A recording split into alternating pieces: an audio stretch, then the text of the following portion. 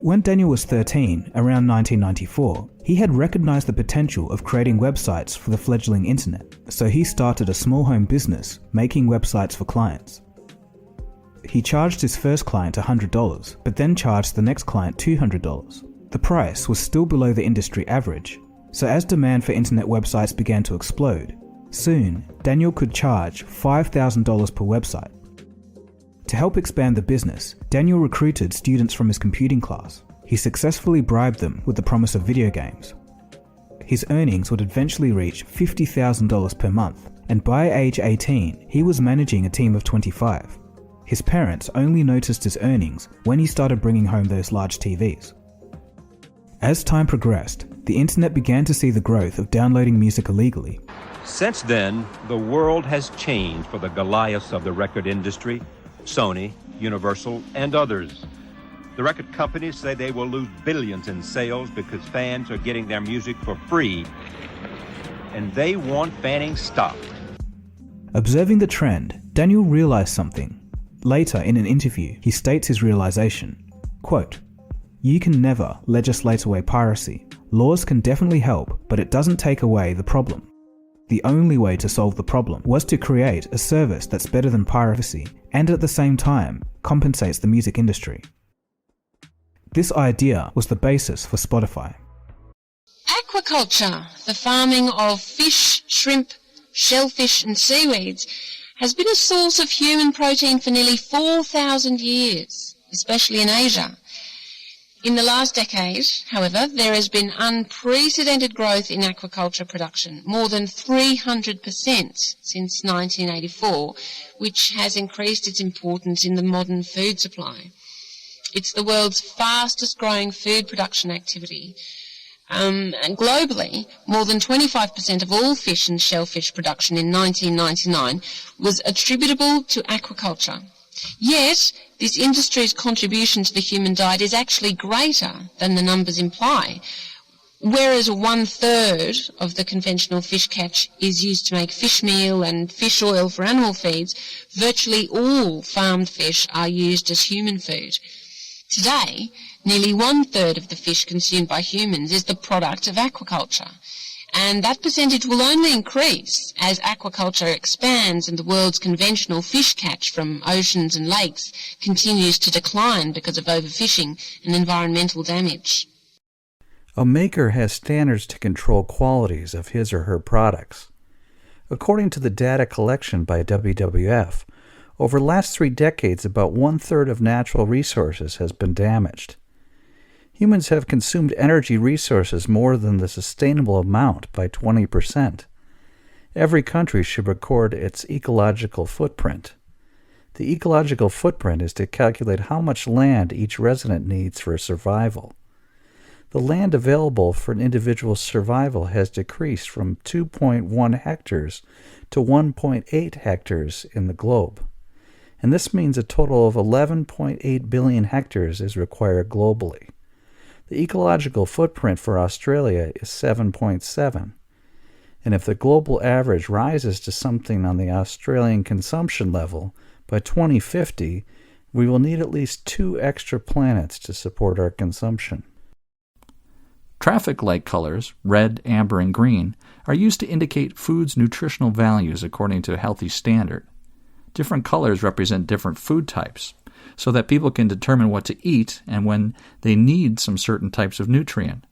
The responsibility to label food properly on the packages is on the retailers. Thus, consumers can be aware of food with less salt or less fat.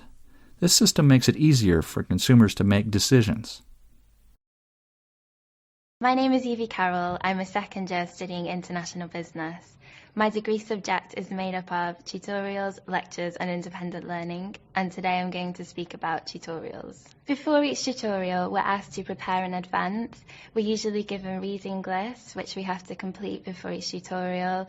We are given websites to look at, e-journals to look at, and we have to prepare by writing our notes down. In every tutorial, there's about 5 to 15 students, and these are led by the tutors, which are usually masters or PhD students. And then when we come into the tutorial, we are put into small groups, and we're asked to discuss our ideas, generate new ideas, and then feedback to the class. During our tutorials, there's lots of support given. Our tutors are there so that we can ask questions at any time. We also have our peers there, which we can also ask questions to. If we need help before the tutorial, we can email in any of the tutors and they'll provide you with help. The difference between lectures and tutorials is that in lectures you usually have about 200 to 300 students, whereas in tutorials it's about 5 to 15 students, which allows you to discuss matters, put your hand up and talk to your tutors about any difficulties you may have with a subject. Hello, I'm David Brown, curator of Italian and Spanish paintings at the National Gallery of Art. The treasures in our exhibition, The Art of Power, Royal Armor and Portraits from Imperial Spain, come from the Royal Armory in Madrid. They range from the 15th to the 17th century and include some of the finest examples of Renaissance armor in the world. Fabricated by master craftsmen and artists, the shields, helmets, and armor were made for Holy Roman emperors, kings, and the flower of Spanish royalty. This is parade armor, made for show, not combat. In form, it looks back to a world of tournaments, jousts, and noble gesture. And among the images worked into the steel is something quite different, a subtle advertising campaign for the imperial ambitions of the Spanish monarchy and the Habsburg dynasty. Those who wore it took the words Holy, Roman, and Empire very seriously. The impact on young Australians who are interested in buying a home of their own has been very significant. Australia's housing affordability now shapes the typical housing cycle or housing career, as some people call it. Most Australians in the normal course of events are people who move through the housing cycle in a way that matches the stages of life that they are at. So, they move out of the family home in their late teens or early 20s as they gain independence from their families. Then, they rent, save for a home they can afford as either a group or maybe in a couple. And maybe they can upgrade it when they have a family in their middle age. They are more than likely to have paid off their mortgage. And that means they have housing security in their old age. That's no longer the typical housing cycle for Australians. Young people generally live at home for much longer than they once did. They generally rent for longer and they're more likely to be saddled with a mortgage, not just into their middle age, but more often than not into their retirement as well. In fact, in 2006, 65,000 retiree households were still paying off the mortgage. Affordable rent is also an elusive right around Australia. We have very low rental vacancies. We see high turnover as landlords want to maximise their profits in tight markets. And we see less long-term or lifelong rental, as we see in other countries and other economies. Why should we bother studying animal behaviour? Well, first and foremost, because we're interested in understanding why animals do what they do. There are lots of other reasons for studying animal behaviour. Conservation biologists need to know what animals do if they're going to save them. Are those animals social or solitary? How much space do they need? And how many mates do they have? Sometimes you can't predict the outcome of research. Fernando Nottebohm started out being interested in how birds know what to sing. Yet his research eventually led to a complete overhaul of the entire field of neurobiology, a totally unanticipated yet utterly monumental effect. And this is the course textbook by John Alcock, The fact that this is in its 9th edition tells you how fast afield animal behaviour is. There's lots of new developments. The sound of a cracking knee isn't particularly pleasant, but it gets worse when you listen up close. It does for most people, but for me, it actually just makes me excited. Omar Inan, an electrical engineer at Georgia Tech. I actually feel like there's some real information in them that can be exploited for the purposes of helping people with rehab. Inan's experience with cracking knees goes back to his days as an undergrad at Stanford, where he threw discus. If I had a really hard workout, then the next day, of course, I'd be sore, but I would also sometimes feel that I would feel this basically catching or popping or creaking every now and then in my knee. A few years later, he found himself building tiny microphones at a high-end audio company. So when he got to Georgia Tech and heard the Defense Advanced Research Projects Agency, or DARPA, wanted better tech for knee injuries, he thought, why not strap tiny microphones to people's knees to eavesdrop as their legs bend? What we think it is the cartilage and bone rubbing against each other, the surfaces inside the knee rubbing against each other during those movements. He and a team of physiologists and engineers built a prototype with stretchy athletic tape and a few tiny mics and skin sensors. And preliminary tests on athletes suggest the squishy sounds the device picks up are more erratic and more irregular in an injured knee than in a healthy one, which Inan says might allow patients and doctors to track healing after surgery. Details appear in the IEEE Transactions on Biomedical Engineering. The primary application we're targeting at first is to give people a decision aid during rehabilitation following an acute knee injury to help them understand when they can perform particular activities and when they can move to different intensities of particular activities. A useful thing to take a crack at. You can see that the two charts each give quite a different picture of the performance of boys and girls in the two key subjects of maths and English.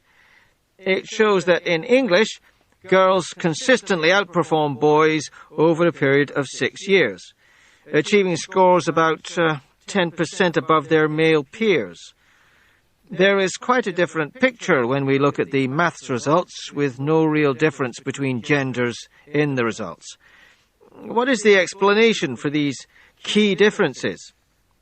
To answer this question, researchers look at biological and cognitive factors and a range of social factors. The interaction between these different components in early childhood development are seen as maintained and reinforced in the school context, and this leads to distinct gender patterns of behavior in skills with direct consequences for school performance and achievement. The argument uses this evidence to show that biological factors, such as patterns of cognitive development, are closely linked to social factors, such as learned gender categories. These cognitive skills are learned both preschool and subsequently at school, supported by the responses of teachers, creating a reinforcement of patterns.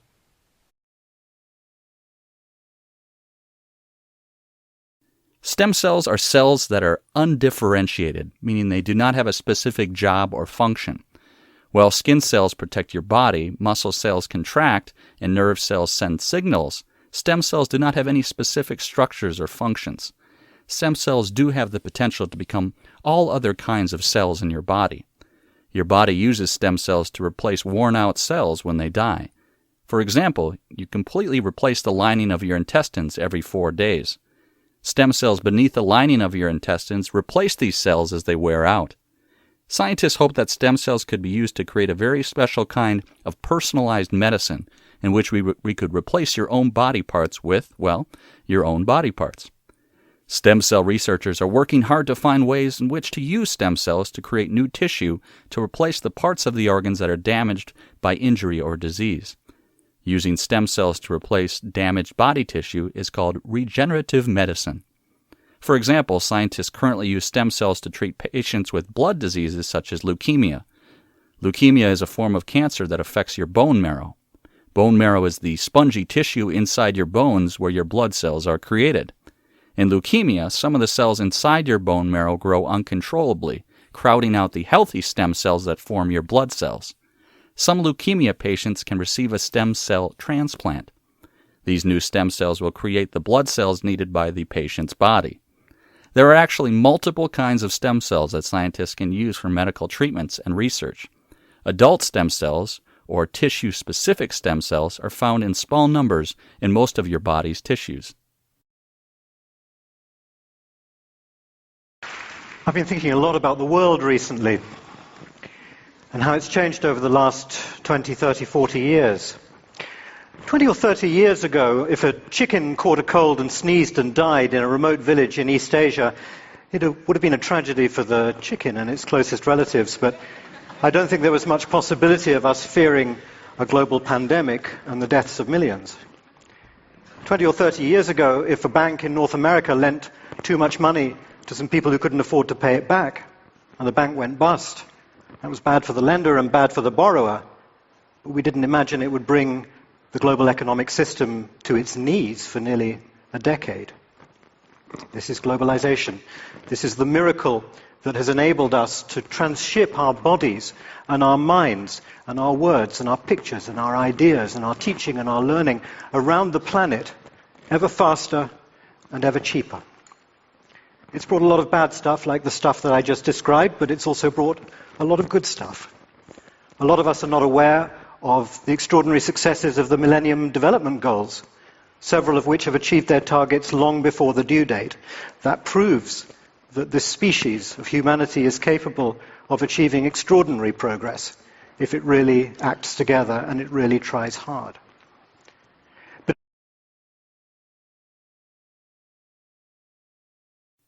Australia's location is important for the world's exports, and its international trade is also important. Since Australia has a large territory with vast, uninhabited areas, all towns are scattered around. This leads to huge expenses for transportation when using trains and ferries. The government also has to pay large amounts for its telecommunications to build up the catching between these regions. The Australian people are mainly living in 5 cities: Melbourne, Sydney, Perth, and Brisbane, and Adelaide. The most special one is Perth, which is one of the most isolated cities in the world. However, this does not affect its state to be one of the largest cities in Australia. Most large companies, like the 2 leading companies, Telstra and Qantas, they are both based in Perth. Here are 3 important factors in creativity: people, process, and product. The most important one is the process. First, you have to create the right person through education with a creative mind. Second, you have to create the right process to have people engaged in the innovation process. Third, you need to find the right problem to work on. Human beings can survive and prosper largely depending on the creativity they have. If you identify and assess the creativity of a finished product, it is taken as a proxy for the creativity of the person who produced such a product. Therefore, a creative product should be surprising, original, beautiful, and useful. People should have factors necessary for genius, ability, and the right mindset. You should improve to imitate and change insight. Look from new perspectives. Innovately create something with imagination to expand the conceptual spaces. At the top, you would have a king. Now, the king would rule over a kingdom. Now, this is not so easy to govern, especially during the Middle Ages, and the king might owe many people things, especially people who helped the king come to power, helped him depose the previous king or to conquer this land. And so, in exchange for that, and to help govern, he might grant land or fiefs to other people. And the key currency in the Middle Ages, under the feudal system, is land, and land in exchange for loyalty and service. So this whole thing is a kingdom. Now right over here, this is a duchy. And a duchy will be controlled by a duke. I guess they didn't call it duchy because that just doesn't sound as serious.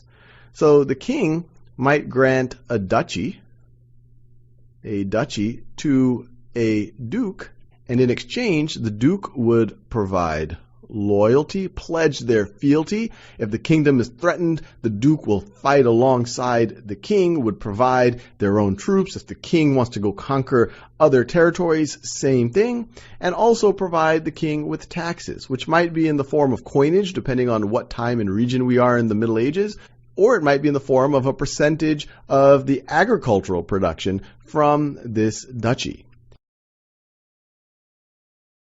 So we were founded just over 10 years ago when I was in the Royal Academy, a museum in the centre of London, with my 3 children at the Aztec exhibition. I don't know if any of you saw it.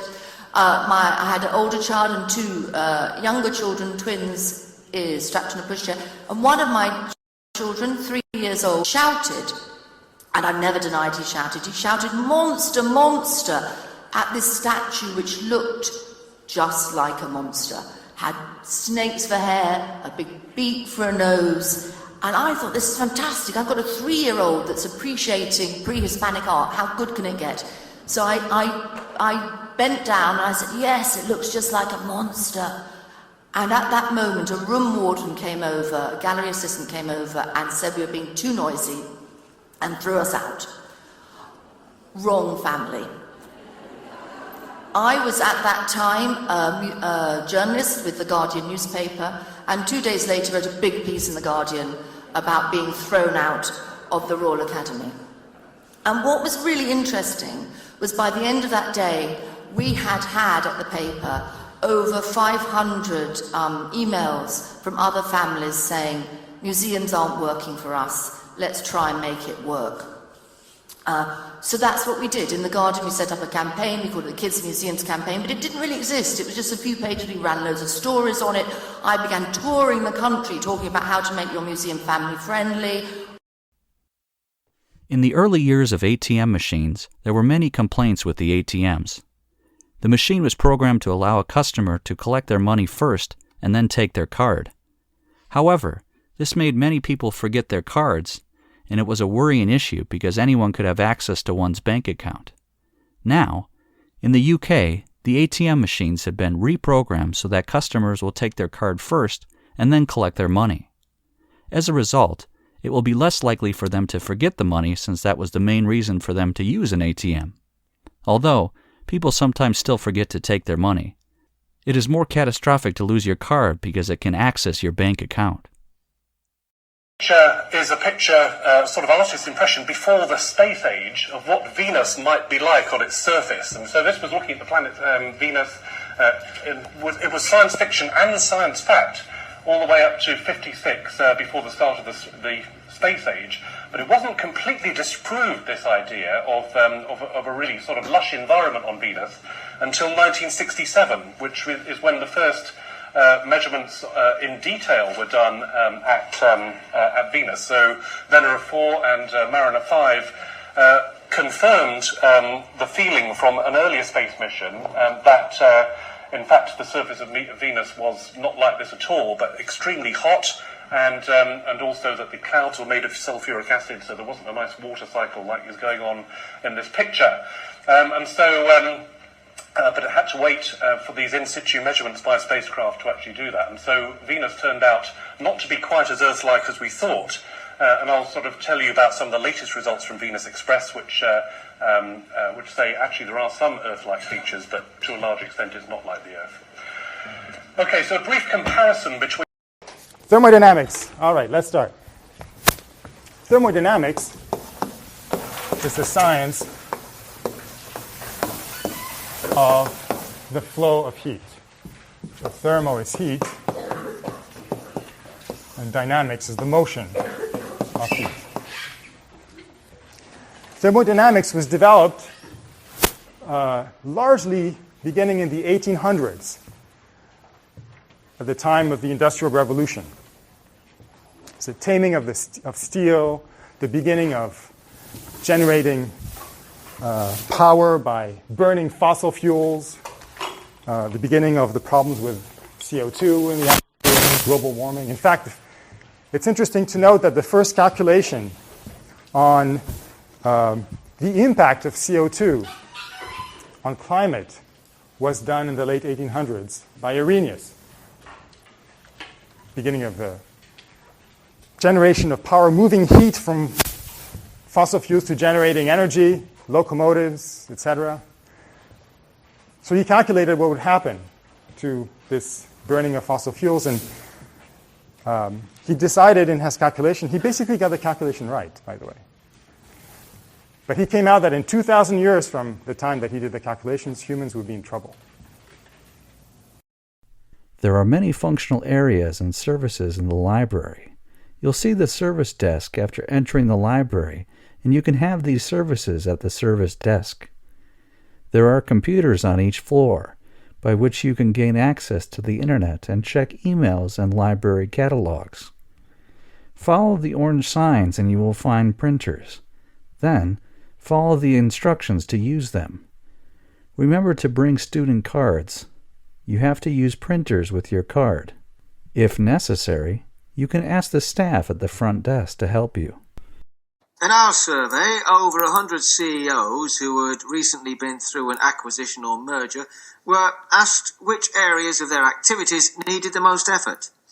As you can see, the most frequent response to this question was that information technology requires the most integration effort. According to 58% of those we surveyed, IT was the most time-consuming and needed the most work. This is understandable, as many of the IT issues are extremely complex, and the consequences of any change in IT can have a significant impact. The key is how quickly and effectively IT integration can be achieved, and there has to be a clear understanding of the consequences there may be of not getting it right. The two other areas requiring significant attention, sales, marketing and business development on the one hand, and financial management on the other, both were selected by 49% of the respondents.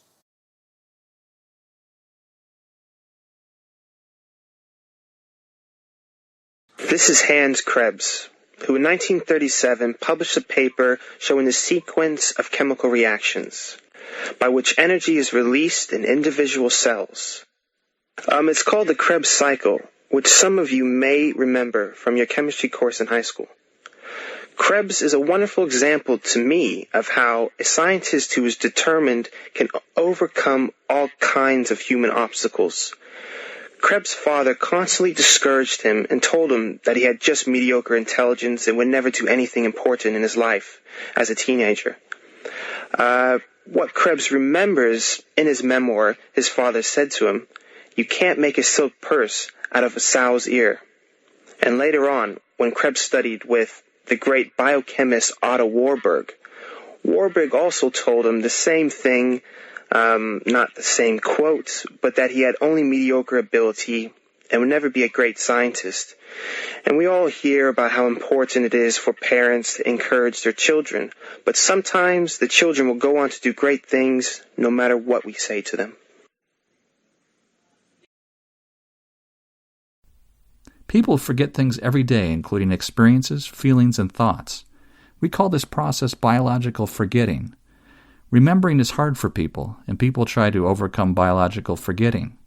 Human memory is not fixed, but it can be reconstructed and shaped by the past. Since ancestors, we have always been trying to improve our memory.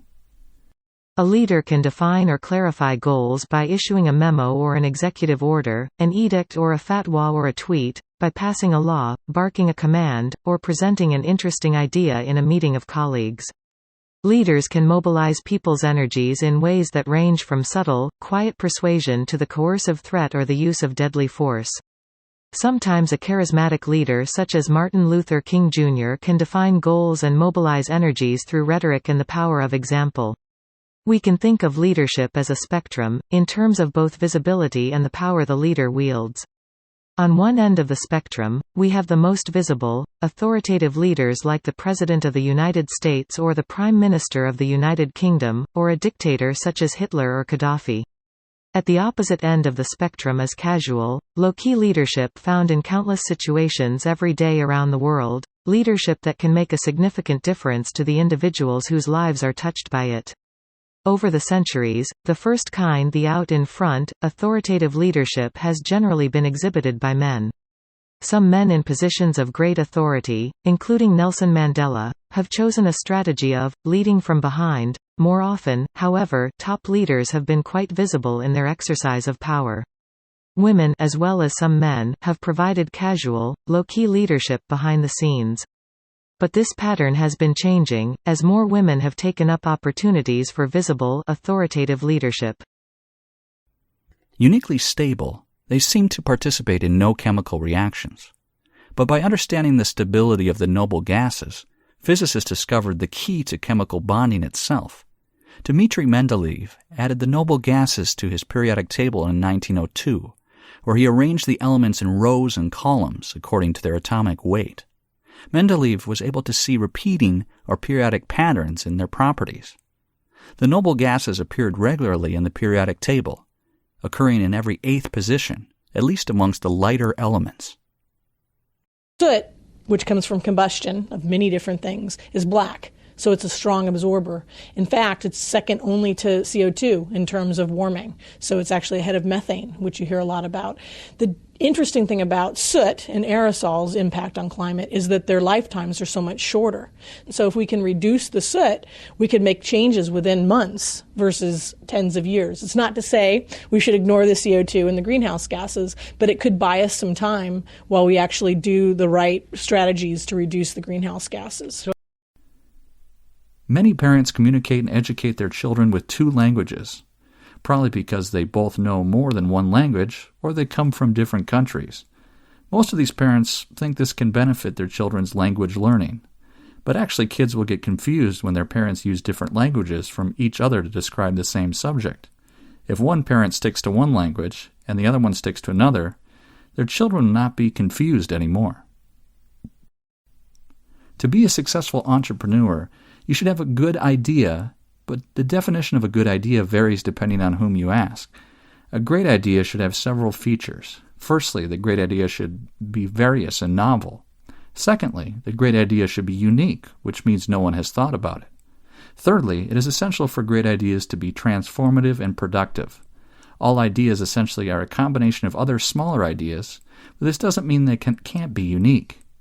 Merely copying doesn't make anything idiosyncratic. It's the individuality that one puts in which they make a concept stand out. Constant innovation leaves no room for stagnation, and thus adds on the basic idea, effectively making it unique. Unique ideas are inspired by basic things. They are simply extensions of pre-existing notions. And an idea or a concept is unique only when it transcends its predecessor and it serves its purpose in a better and more precise way. Well, what I want to focus on now is climate change, more specifically on the fact that climate change is a result of human activities. Now, there has been some disagreement regarding the extent to which human activity can be blamed for climate change. But I want to argue that there is evidence which clearly demonstrates that our own actions really are causing a genuine threat. The available evidence seems to indicate fairly conclusively that land and sea temperatures started to increase around 200 years ago. So, what's the significance of this? Well, 200 years ago roughly coincides with the beginning of the Industrial Revolution in the Northern Hemisphere. In other words, this was when our production of harmful gases really got going as a result of increased industrialization. Since that time, our production of gases has accelerated due to the fact that not only has industry grown in size, but it has also now spread to the southern hemisphere, indeed most parts of the world. So, in the last 200 years, as industry has grown, we can see a gradual rise in the temperatures, which, to my mind, is sufficient proof of the damaging effect of our actions, and needless to say, it's an issue which we need to address. The history of software is, of course, very, very new.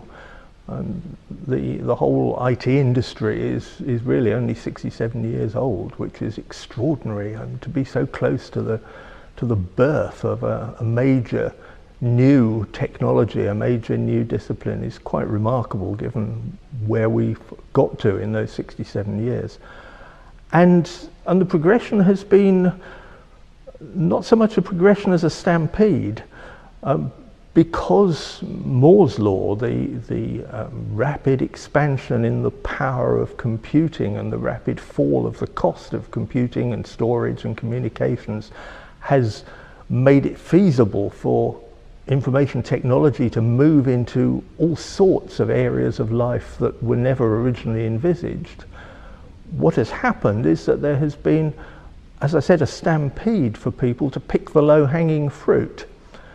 And that is what's guided the development of software and information technology over the past decades, and continues to do so, with a number of consequences that we will explore.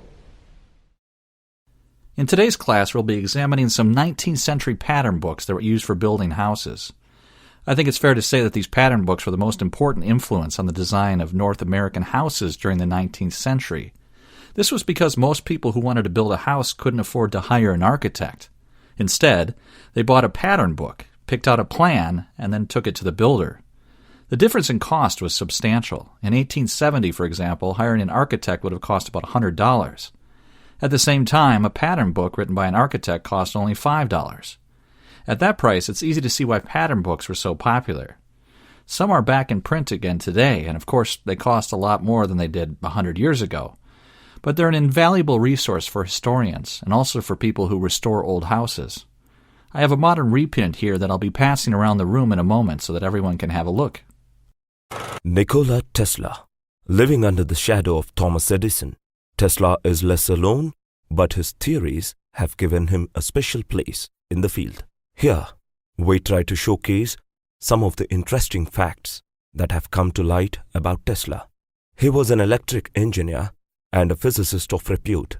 He has over 300 patents credited to him, but he became famous for developing the alternate current technology, which has a wide variety of uses. He was known for his terrific sense of humor. The museum in Wardenclyffe was funded by a cartoon showing the respect people had for his humor. Tesla, in the initial years, worked for Thomas Edison, designing direct current generators. He moved away to pursue his own research.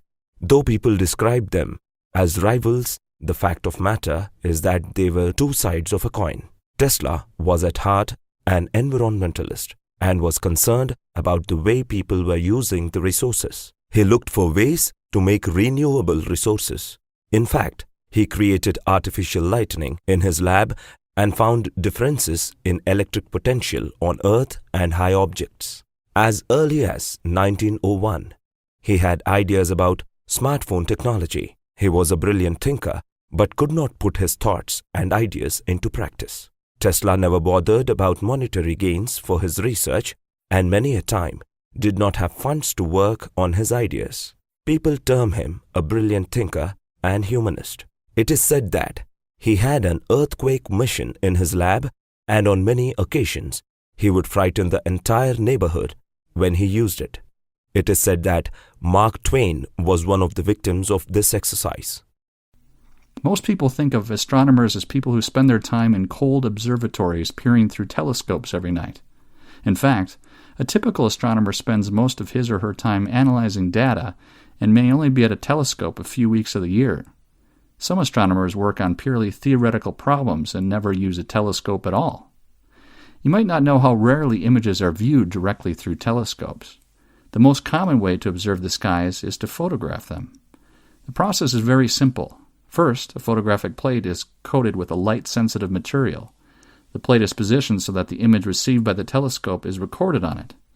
Then the image can be developed, enlarged, and published so that many people can study it. Because most astrological objects are very remote, the light we receive from them is rather feeble. But by using a telescope as a camera, long-time exposure can be made. In this way, objects can be photographed that are 100 times too faint to be seen by just looking through a telescope. Paris is very old. There has been a settlement there for at least 6,000 years, and its shape has been determined in part by the river Seine, and in part by edicts of France rulers. But the great boulevards we admire today are relatively new and were constructed to prevent any more barricades being created by the rebellious population. That work was carried out in the middle 19th century. The earlier Paris has been in part a maze of narrow streets and alleyways. But you can imagine the work was not only highly expensive, but caused great distress among 500,000 or so residents whose houses were simply razed and whose neighborhoods disappeared.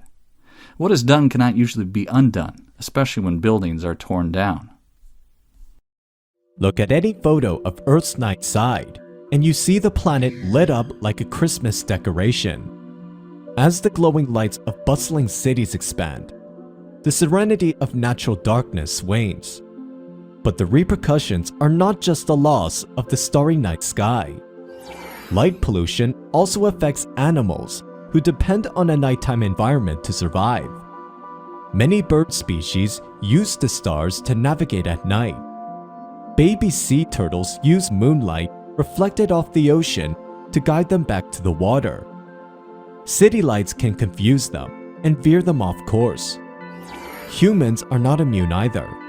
Excessive exposure to artificial light at night can increase the risk of sleep disorders, and it's also been linked to obesity, depression, diabetes, and even cancer.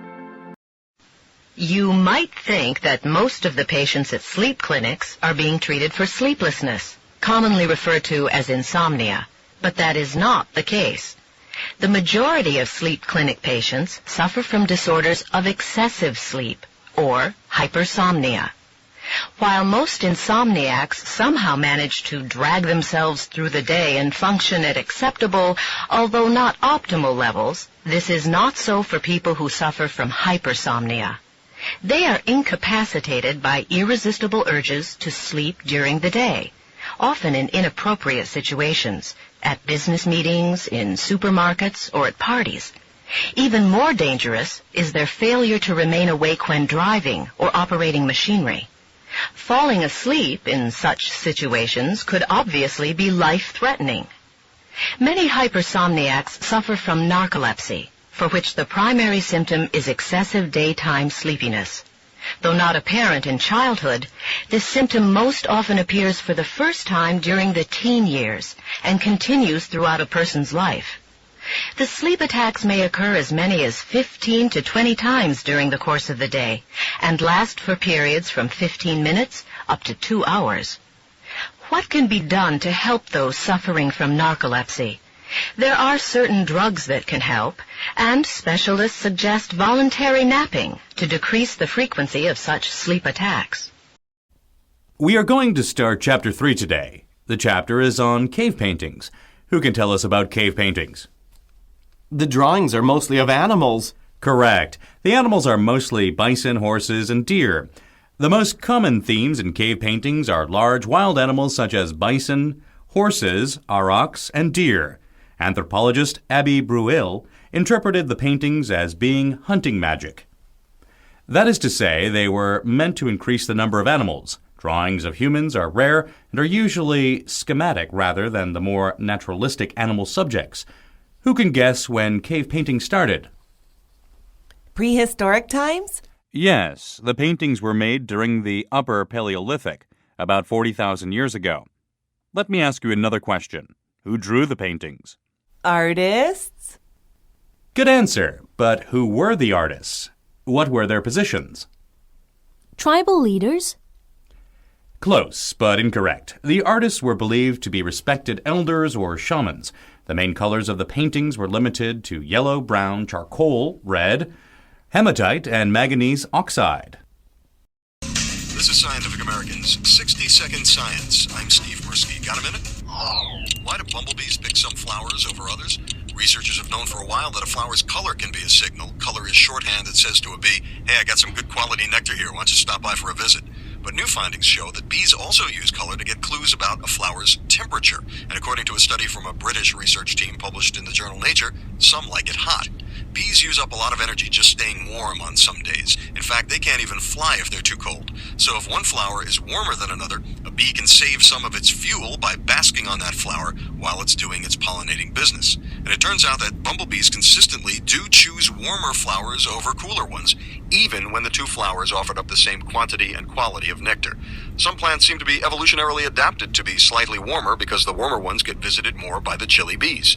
When it comes to getting pollinated, apparently the heat is on, and that's the buzz.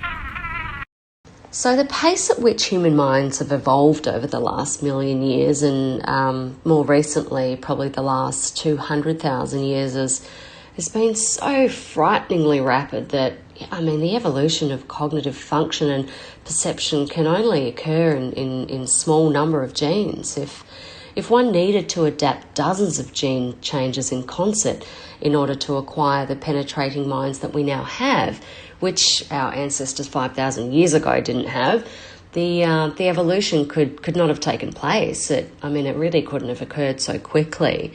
And so for that reason alone, one begins to really suspect that, the genetic differences between people who say lived 5,000 years ago is evidence that the difference between their cognitive functions and ours is not actually as large. Therefore, a rather small number of genes may be responsible for the powerful minds that humans have, which most of us now possess. Are you a chocolate lover? Even true chocoholics might not know what their favorite treat has in common with yogurt, cheese, and wine. Its flavors come from fermentation. Fermentation is the process of improving a food through the controlled activity of microbes. The food you know as chocolate starts its life as the seeds of football-shaped fruit. Farmers scoop out the seeds and pulp into piles or boxes. The seeds are now called cacao beans. They'll ferment for about a week before they're dried, roasted, and crushed with sugar until smooth and ready to eat. Let's go back to that fermentation step. Cacao fermentation is a multi-stage process. The first stage involves yeast. Just like the yeast in your beer, yeast in a cacao fermentation provides alcohol by digesting the sugary pulp around the beans. As the pulp breaks down, oxygen seeps in. An oxygen-loving bacteria takes over. The bacteria generate acetic acid from the alcohol that the yeast produced. Acetic acid causes biochemical changes as it soaks into the beans, and that has a major impact on flavor. Finally, as the acid slowly evaporates and the sugars are all used up, spore-forming organisms begin to grow. Cacao is wild fermentation. Farmers rely on natural microbes in their environment to create unique local flavors. Over the last decade, the share of the world's population living under autocracy has increased from 48% to 68%. It is more important than ever to understand how autocracies work. Autocrats have a keen interest in promoting the idea that they are all-powerful. Whereas leaders in democracies can be removed via elections, leaders in autocracies can lose office in two ways, via a coup or popular revolt. To make matters worse, autocrats can rarely address both threats at the same time. They often have to choose whether to reward their elite cronies to prevent a coup or the masses to prevent a revolt. This generates many difficult trade-offs. Cheat too little on elections and risk losing office, but cheat too much and signal weakness to your opponents. Use corruption to reward your elite friends, but not so much that it slows economic growth and sparks a revolt. Manipulate the media, but not so much that the people turn off the television. Repress your political opponents, but not so much that it causes a backlash. Empower the security services, but not so much that they can overthrow you. Rulers who fail to resolve these trade-offs often suffer from the consequences. Most Americans take energy for granted, but for many families, maintaining access to reliable and affordable energy is a persistent challenge and a significant material hardship. This is a problem referred to as energy insecurity, and it affects millions of American households each year. We have found that energy insecurity is a growing and vexing problem among low-income households, and the COVID-19 pandemic has made this problem worse. Our analysis finds that there are disparities in the rates of energy insecurity across various socio-demographic groups. Black and Hispanic households, for example, are significantly more likely to experience energy insecurity and face utility disconnection than white households. So too are households with young children, individuals that require electronic medical devices, and those in dwellings with inefficient or poor conditions. Households that cannot pay for energy are unable to power electronic learning or medical devices, keep perishable, healthy food in the refrigerator, or maintain safe body temperatures. Under conditions of extreme heat or cold, people can suffer from mental and physical health consequences, including the possibility of death. Strategies for coping with uncomfortable temperatures, such as burning trash or sitting in one's car with the heat running, can lead to tragic outcomes as well. Our research underscores the importance of public policy that targets energy insecurity and its underlying causes. Weatherization assistance, incentive for residential solar power, energy bill assistance, and utility disconnection protections are all viable strategies for helping the millions of households across the country that are currently unable to pay their energy bills. There comes a time in a desert ant's life when a piece of food is too large to ignore but too heavy to lift, and the only way to get it home is to adopt a new style of walking. The long-legged and speedy Cataglyphus fortis normally covers ground with a three-legged stride that moves two legs forward on one side and one on the other side. For the next step, the insect mirrors the move with its other three legs. But recordings of ants in the Tunisian desert reveal that when faced with oversized lumps of food 10 times their own weight, the forward tripod walking style is abandoned. Unable to lift the morsels in their mandibles, the ant drags the food backwards instead, moving all 6 legs independently. This is the first time we have seen this in any ants, said lead author Sarah Pfeiffer at the University of Ulm in Germany. The ants' long legs already help keep their bodies away from the scorching desert floor and enable them to speed around at up to 60 centimeters per second. Think of Usain Bolt, who has very long legs compared to body size. The desert floor is also very hot, so the further away their bodies are from the surface, the better, said co-author Matthias Wittlinger. The ants have also evolved to function at body temperatures of 50 degrees Celsius in a desert where temperature can soar to 70 degrees Celsius. They're basically just trying to get out of the heat, he added. Variation in frogs. Frogs are a diverse and largely carnivorous group of short-bodied, tailless amphibians, composing the order of Anura. The oldest fossil found of a frog appeared in the early Triassic of Madagascar, but molecular clock dating suggests that their origins may extend further back to the Permian. That's 265 million years ago. Frogs are widely distributed, ranging from the tropics to the subarctic regions, but the greatest concentration of species diversity is found in tropical rainforests. There are approximately 4,800 recorded species, accounting for over 85% of extant amphibian species. They are also one of the 5 most diverse vertebrate orders. Besides living in fresh water and on dry land, the adults of some species are adapted for living underground or in trees.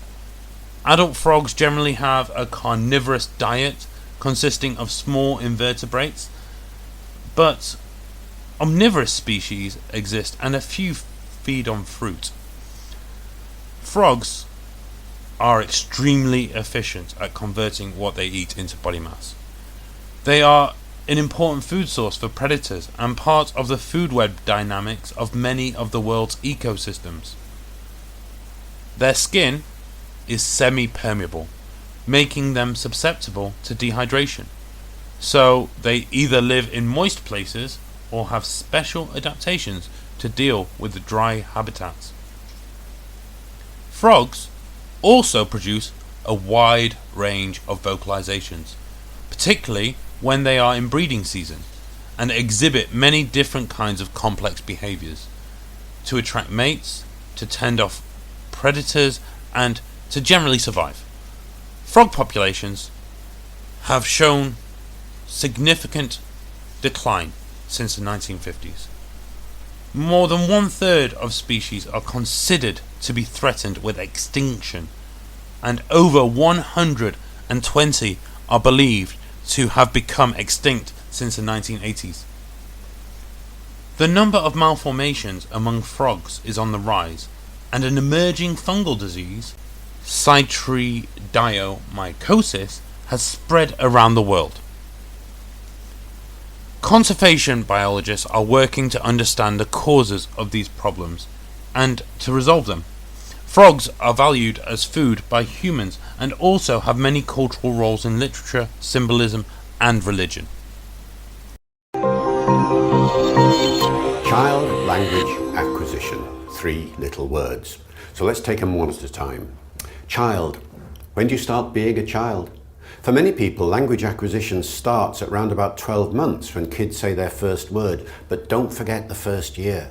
That first year of life is very important as well. And indeed, before you're born, remember, there are a couple of months before you're born when you're actually able to perceive in the womb something of the language that's around you. So language acquisition starts earlier than most people think. And it also ends later than most people think. When does child language acquisition stop? Well, in a sense, you know, we're all children. We stay being children all our lives. There's no obvious end point. For learning sounds, of course, there is, and for learning grammar, there is, but vocabulary, I mean, that goes on for the rest of our lives. 1 million or more words in English, and most of us only have a vocabulary of 50, 60, 70,000 words or whatever it is, and so there's always something more to learn. So remember that the two ends of child language acquisition are wider apart than some people think, and that means there's more scope for studying it than most people think. I understand your professor has been discussing several eastern woodland Indian tribes in your study of Native American cultures. As you have probably learned, the eastern woodland Indians get their name from the forest-covered areas of the eastern United States where they lived. The earliest woodland cultures date back 9,000 years, but the group we'll focus on dates back only to about 700 A.D. We now call these Native Americans the Mississippian culture because they settled in the Mississippi River Valley. This civilization is known for its flat-top monuments called temple mounds. They were made of earth and used as temples and official residences. The temple mounds were located in the central square of the city, with the huts of the townspeople built in rows around the plaza. The Mississippian people were city dwellers, but some city residents earned their living as farmers, tending the fields of corn, beans, and squash that surrounded the city. The city's artisans made arrowheads, leather goods, pottery, and jewelry. Traders came from far away to exchange raw materials for these items. In the slides I'm about to show, you will see models of the Mississippian city. For centuries, boys were top of the class. But these days, that's no longer the case. A new study by the OECD, a club of mostly rich countries, examined how 15-year-old boys and girls performed at reading, mathematics, and science. Boys still score somewhat better at maths, and in science, the genders are roughly equal. But when it comes to the students who really struggle, the difference is stark. Boys are 50% more likely than girls to fall short of basic standards in all 3 areas. Researchers suggest that doing a homework set by teachers is linked to better performance in maths, reading, and science.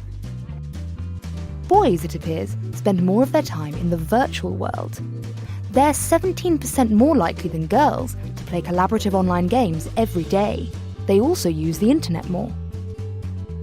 Third, peer pressure plays a role. A lot of boys decide early on that they're just too cool for school, which means they're more likely to be rowdy in class. Teachers mark them down for this. In anonymous tests, boys perform better. In fact, the gender gap in reading drops by 1/3 when teachers don't know the gender of the pupil they're marking. So what can be done to close this gap? Getting boys to do more homework and cut down on screen time would help. But most of all, abandoning gender stereotypes would benefit all students. Boys in countries with the best schools read much better than girls. And girls in Shanghai excel in mathematics. They outperform boys from anywhere else in the world. But you can see from the relatively crooked and narrow streets of the city of Rome as they look from above today, you can see that, again, the city grew in a fairly ad hoc way, as I mentioned. It wasn't planned all at once. It just grew up over time, beginning in the 8th century B.C. Now, this is interesting, because what we know about the Romans is when they left to their own devices and they could build the city from scratch, they didn't let it grow in an ad hoc way. They structured it in a very methodical way. That was basically based on military strategy and military planning. The Romans, they couldn't have conquered the world without obviously having a masterful military enterprise. And they were everywhere. They went on their various campaigns, their various military campaigns. They would build camps, and these camps were always laid out in a very geometrical plan along a grid, usually square or rectangular. One of the social issues faced by the state of Alaska is the lack of mental and emotional well-being of the native Alaskans. It is very unfortunate that many of the Native Americans are living under poor conditions throughout the country.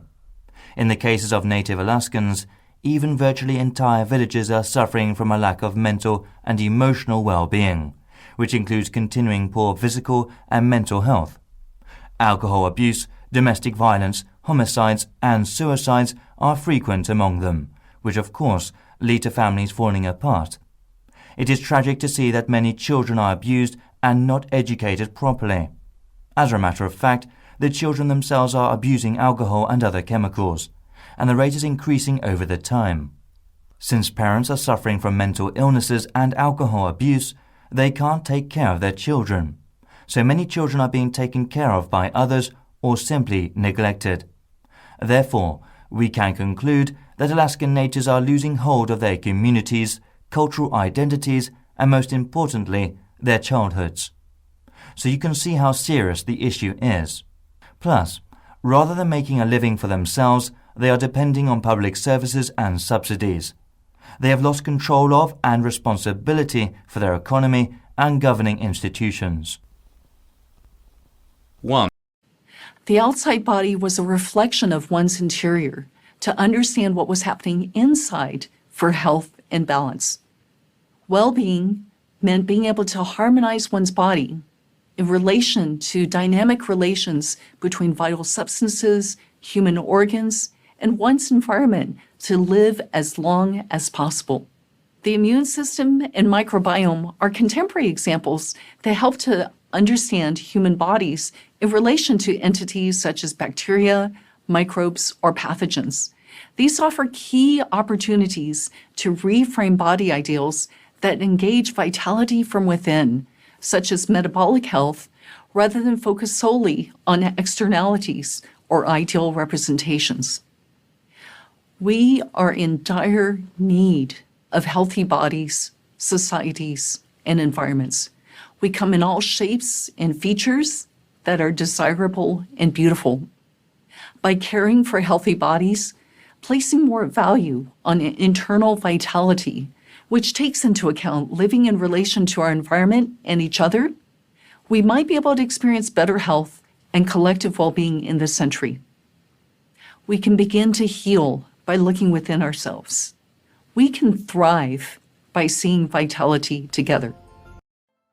The most important factor in communicating more effectively is actually the opposite of talking.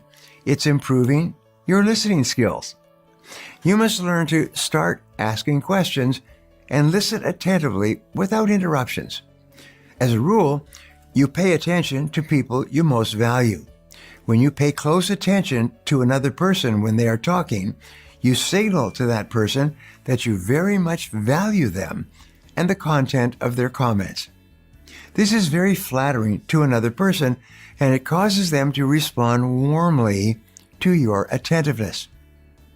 The major reason that most people have poor listening skills is that they're busy preparing a reply while the other person is still speaking. In fact, they're not even listening closely to what the other person is saying. They are thinking of other things and formulating their comments to be ready as soon as the other person takes a breath. Effective communication requires that you face the other person directly, lean slightly forward, and hang onto every word. Listen as though there were nothing else in the world more fascinating to you than what the other person is saying.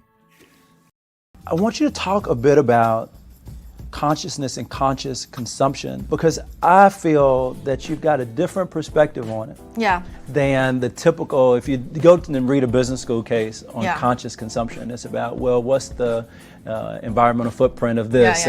But you're talking about something bigger than environmental impact, which matters, but you're talking about almost something at the core. Everything we do on Earth is about creativity, and I think that we live here, and oftentimes people fall into these patterns and they end up being recyclers, if you will, of somebody else's life or a motto, and that's not your mission. Your mission in life is to break the mold and do things independently that are very unique to you, just like an artist.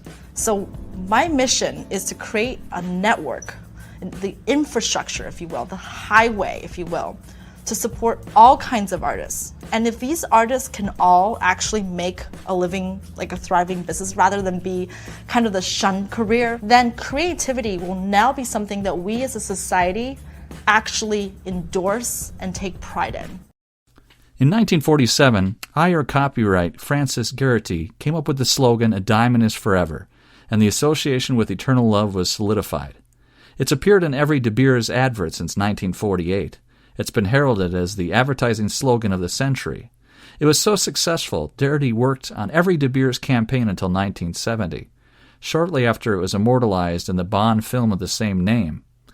What the slogan did was create the concept that a diamond ring would be kept by the betrothed for eternity, creating a special sentiment, but also meaning fewer would be resold, therefore increasing the chance for De Beers to sell more freshly mined stones. Ayer's copywriters were also skilled in directing consumer spending habits, suggesting a month's salary was a good amount to spend on a ring, then upping it to 2 by the 1980s. Before the Second World War, 10% of engagement rings contained diamonds. By the 1980s, the numbers were up to 80%. Over the same period, diamond sales in the United States grew from 23 million to 2.1 billion. De Beers and N.W. Ayer & Sons marketing masterpiece played on our emotions so powerfully that not only were they able to sell us a product that we didn't need, but they influenced the culture of marriage. Joe has written a book called The Experience Economy. Well, that's what happens if we've gone from an agrarian economy based off commodities through an industrial economy based off goods, through a service economy. And today we're in an experience economy. What experiences really do is that they engage everyone inside of them. Living in the digital age that we are now, there's more need than ever for people to connect. And the digital age also means we can document these experiences. And of course, show them off online. We take selfies not because that we think are going to get the perfect picture, but because we're there and it proves that we were there. These are similar to that souvenir that you picked up on your seaside holiday that means absolutely nothing to anybody else, but is so important to you. We are currently living in a society that is so focused on outwards aesthetics. So I think there is also a driving need for people more interested in things like laser surgery or injectables like Botox or filler from a much, much younger age than we've seen before.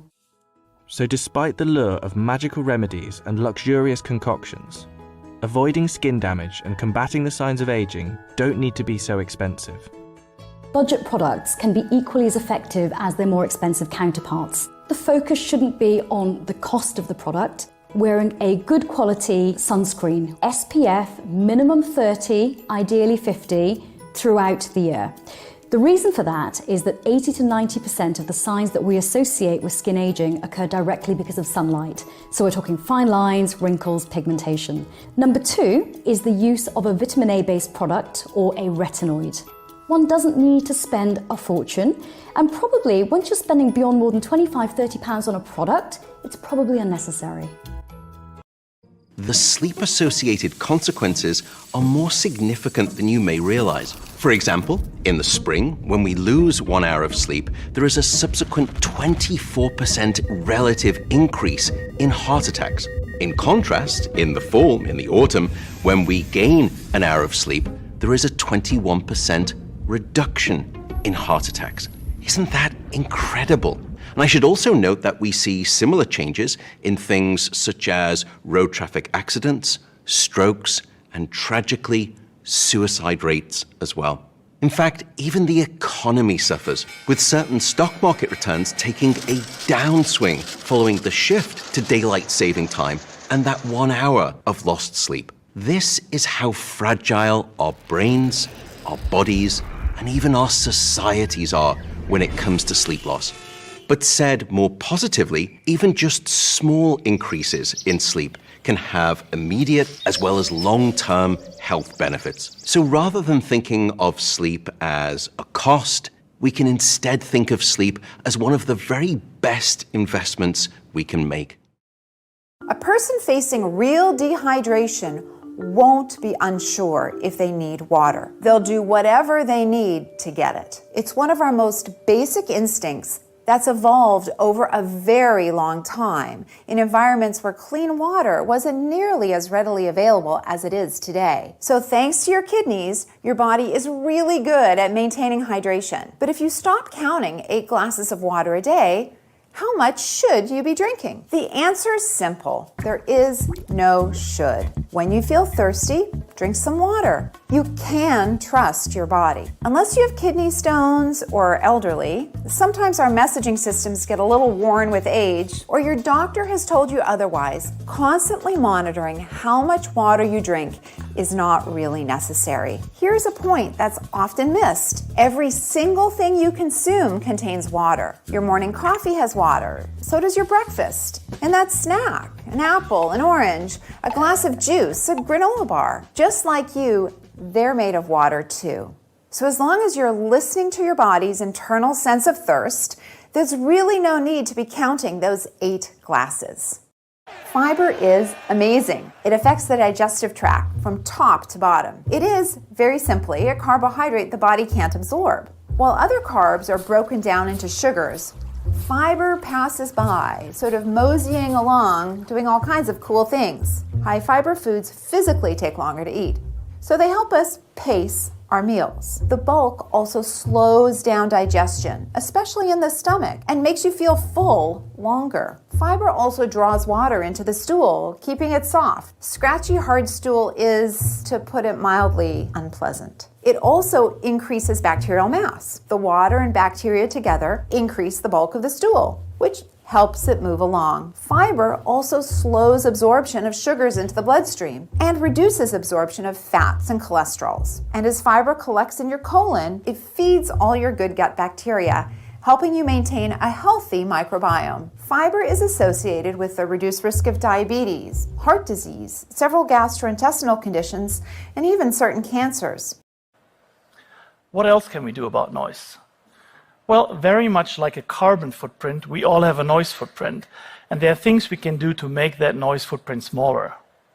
For example, don't start mowing your lawn at 7 a.m. on a Saturday morning. Your neighbors will thank you. Or use a rake instead of a leaf blower. In general, noise reduction at the source makes the most sense. So whenever you're looking to buy a new car, air conditioning unit, blender, you name it, make low noise a priority. Many manufacturers will list the noise levels their devices generate, and some even advertise with them. Use that information. Many people think that stronger noise regulation and enforcement are good ideas, even obvious solutions perhaps. But it's not as easy as you may think, because many of the activities that generate noise also generate revenue. Think about an airport and all the business that is associated with it. Our research tells politicians at what noise level they can expect a certain health effect, and that helps inform better noise policy. Robert Koch supposedly once said, "One day mankind will fight noise as relentlessly as cholera and the pest." I think we're there, and I hope that we will win this fight. And when we do, we can all have a nice, quiet celebration. Now let's turn to the second question. Could it be that these psychological consequences of poverty have implications for economic decision-making that make it hard to escape poverty? And there's 2 ways that you might imagine this could happen. The first is that the stress that's brought on by poverty might affect economic choices in subtle ways. And there's now evidence suggesting that when you're under stress, you're much more impatient than you are when you're not stressed. And that's not a good thing if you're supposed to make long-term decisions and investments in things like healthcare and education. And so on this view, poverty causes stress, stress makes you impatient, and then that impatience doesn't help you to lift yourself out of poverty. But there's a second sense in which the psychological consequences of poverty might exacerbate poverty, and that is that they may simply incapacitate you. So when chronic stress turns into full-fledged clinical depression, it's very hard for people to keep earning a living. So you don't think your efforts will amount to anything.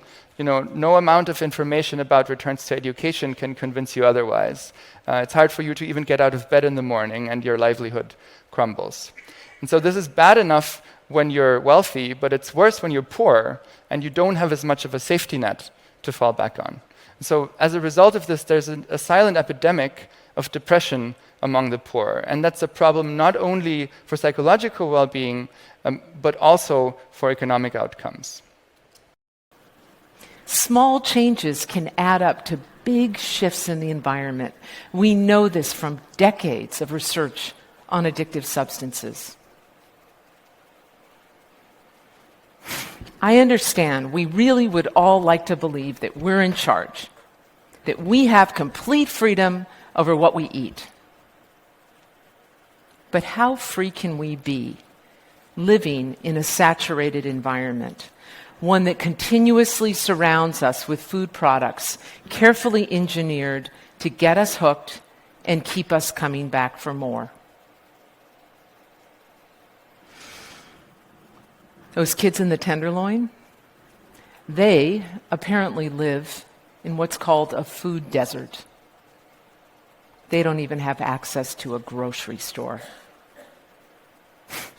Really, what's a grocery store when it's stuffed with junk food, 74% of it loaded with added sugar?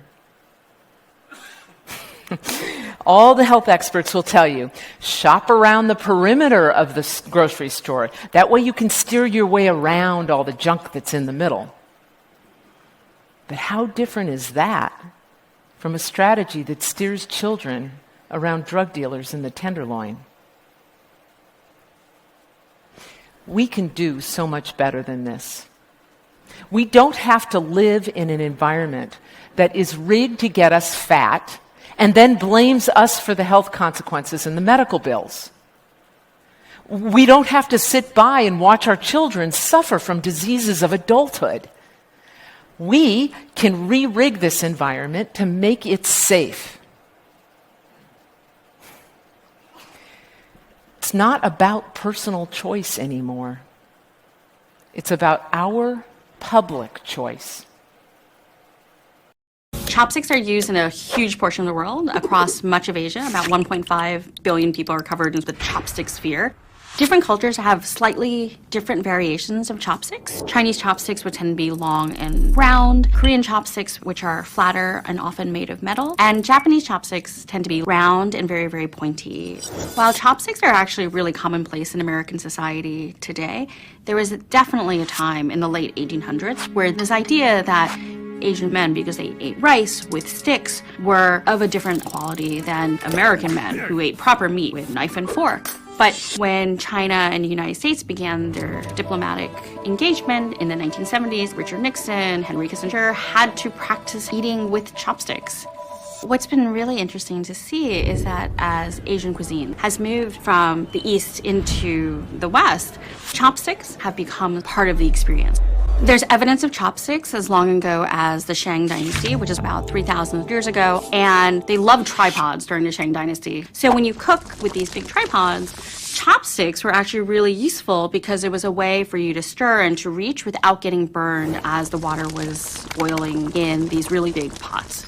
Chinese culture has knives and has forks. It uses them in many cases for cooking. But in terms of like what moved into the dining room, it was the chopsticks. Walls and fences are often built with the intention of security. Security from another group of people, from crime, from illegal trades. But walls and fences only provide us with a feeling of security, which is different from real security. Even though they might make us feel safe, the structures themselves can't protect us. Instead, they do something else. They separate. They create an us and a them. They establish an enemy. Walls make us build a second wall in our head, a mental wall. And those mental walls slowly make us lose sight of all the things we have in common with the people on the other side. The other way around, mental walls can grow so strong that they encourage us to build, keep, or strengthen physical walls. Physical and mental walls are closely interlinked, and one almost always comes with the other. It's a constant cycle. Physical walls empower mental walls, and mental walls empower physical walls, until at one point, one part falls away, and the cycle is disrupted. Getting back to PTSD, another type of non-declarative memory is emotional memory. Now, this has a specific meaning in psychology and refers to our ability to learn about cues in our environment and their emotional and motivational significance. What do I mean by that? Well, think of a cue like the smell of baking bread, or a more abstract cue like a £20 note. Because these cues have been paired with good things in the past, we like them and will approach them. Other cues, like the buzzing of a wasp, elicit very negative emotions and some quite dramatic avoidance behaviour in some people. Now, I hate wasps. I can tell you that fact, but what I can't give you are the non-declarative emotional memories for how I react when there's a wasp nearby. I can't give you the racing heart, the sweaty palms, that sense of rising panic. I can describe them to you, but I can't give them to you. Organizations are far more likely to keep information on that attack to themselves. Why? Because they're worried about competitive advantage, litigation, or regulation. We need to effectively democratize threat intelligence data. We need to get all of these organizations to open up and share what is in their private arsenal of information. The bad guys are moving fast. We've got to move faster. And the best way to do that is to open up and share data on what's happening. Let's think about this in the construct of security professionals. Remember, they're programmed right into their DNA to keep secrets. We've got to turn that thinking on its head. We've got to get governments, private institutions, and security companies willing to share information at speed. And here's why. Because if you share the information, it's equivalent to inoculation.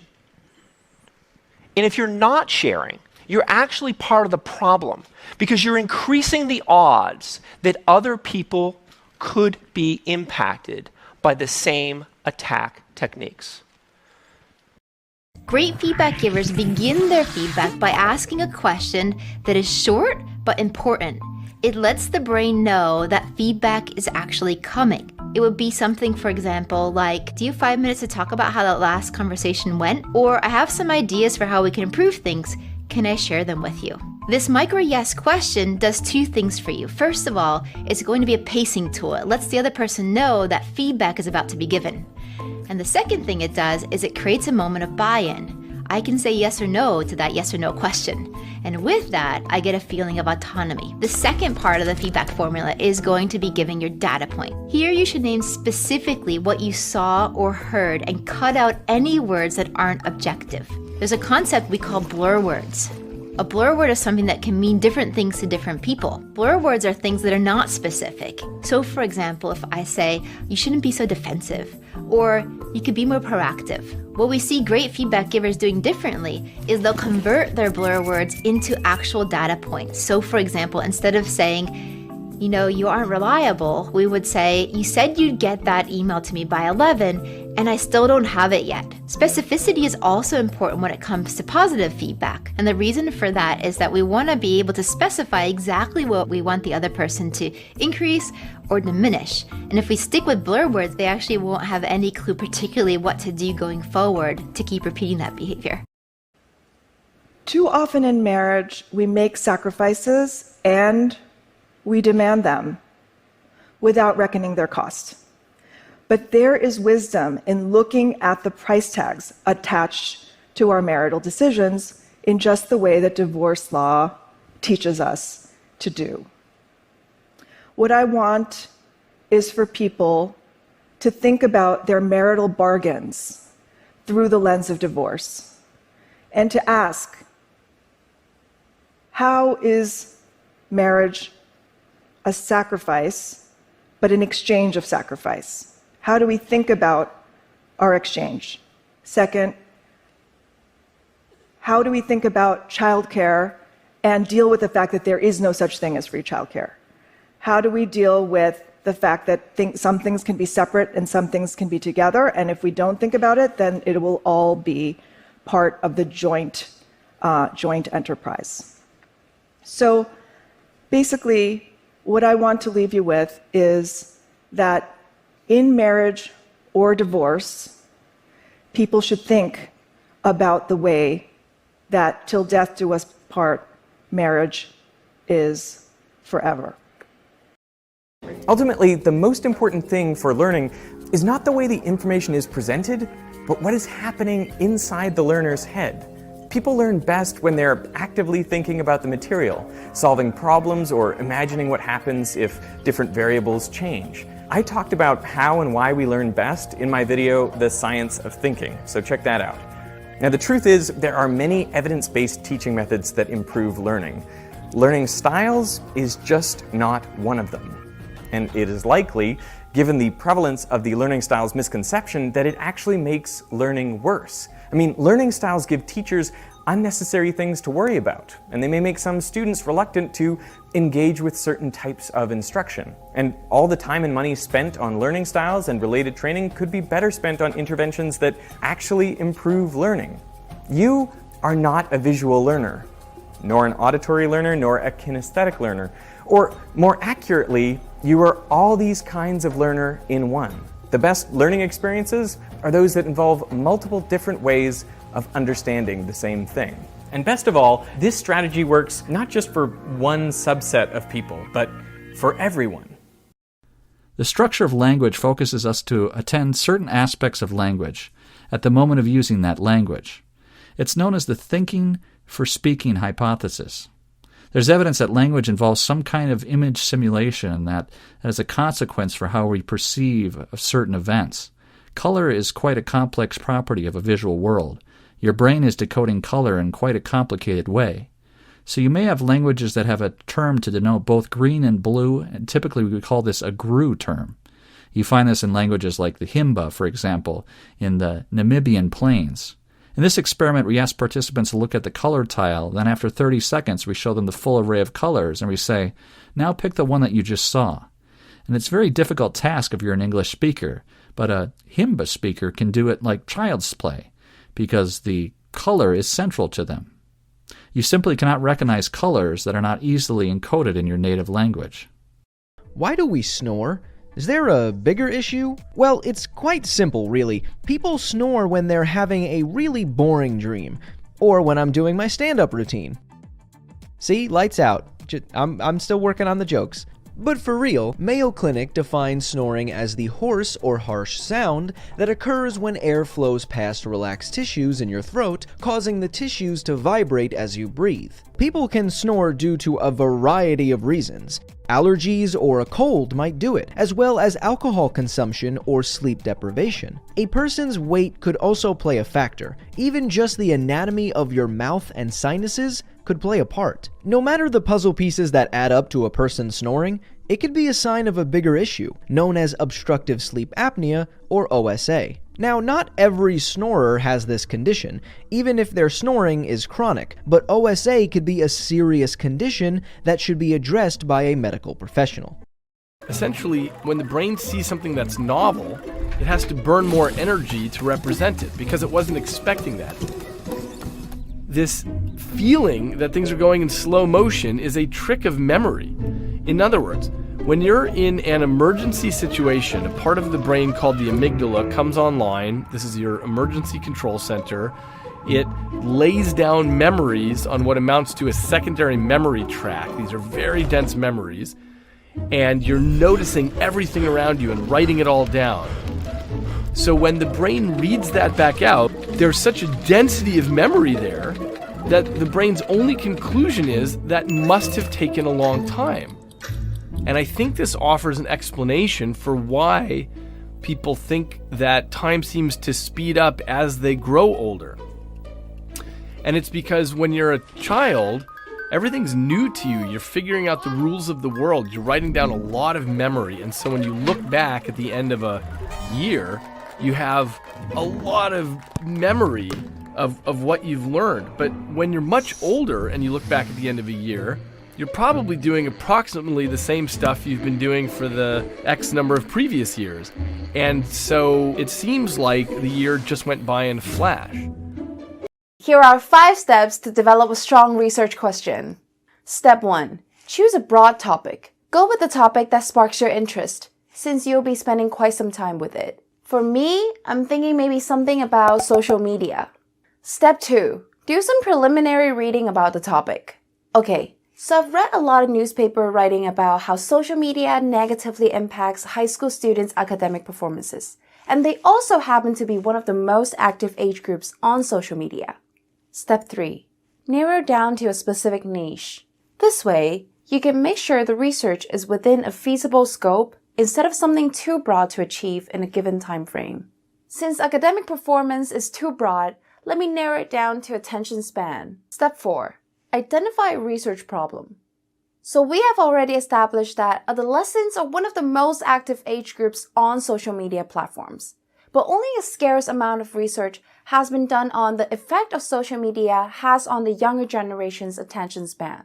So this will be my research problem. Step 5. Write your research question. Turning your research problem into a question. And it sounds something like, what effect does daily use of Twitter have on the attention span of people in the age group of 16 to 20? Since this is a descriptive research, the research question is also descriptive. But there are also other kinds of research questions. It all depends on the type of research you'll do. For example, comparative research, descriptive research, or correlational research. But if not trying to escape and trying too hard are both bad choices, then what are you supposed to do if you get stuck in quicksand? The trick is to stay calm. First, get rid of any heavy items that you're wearing or carrying, as they'll only drag you deeper. Then, try to lean as far back as you can to create more space for yourself. Water will come in and fill the gaps you create, which will make it easier for you to move and pull your body towards the surface. If you can, grab a stick and wedge it underneath your back. This will help to increase your leverage. Hopefully, you'll get help from emergency services, but if not, you can use these tips to get out on your own. It will be a long and exhausting process, since just to free your foot from a puddle of quicksand, moving at a rate of 1 centimeter per second, it would require the same amount of force as it does to lift a small car. And once you're free, you'll probably be in a lot of pain. With all that pressure from the densely packed sand, you might emerge from the quicksand with permanent nerve damage or without a leg. If you do manage to come out in one piece, well, maybe tread a little more carefully in the future. But don't let this one sucky experience keep you from another adventure. Put your best foot forward and take a walk on the wild side. Scientists use a technique known as psychomotor vigilance tasks, or PVTs, to understand the impact of sleep deprivation on humans in studies.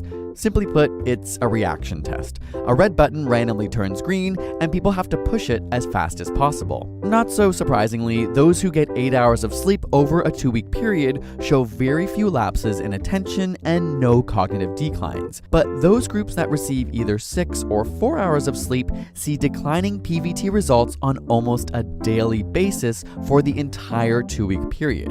Of course, the 4-hour group performs the worst. But these results don't just show a loss of concentration, they show full lapses in awareness called microsleeps. In other words, their brains aren't just slower, but shutting off for moments at a time. When looking at the results deeper, scientists concluded that getting 6 hours of sleep for 10 days in a row was the same as not sleeping for 24 hours straight.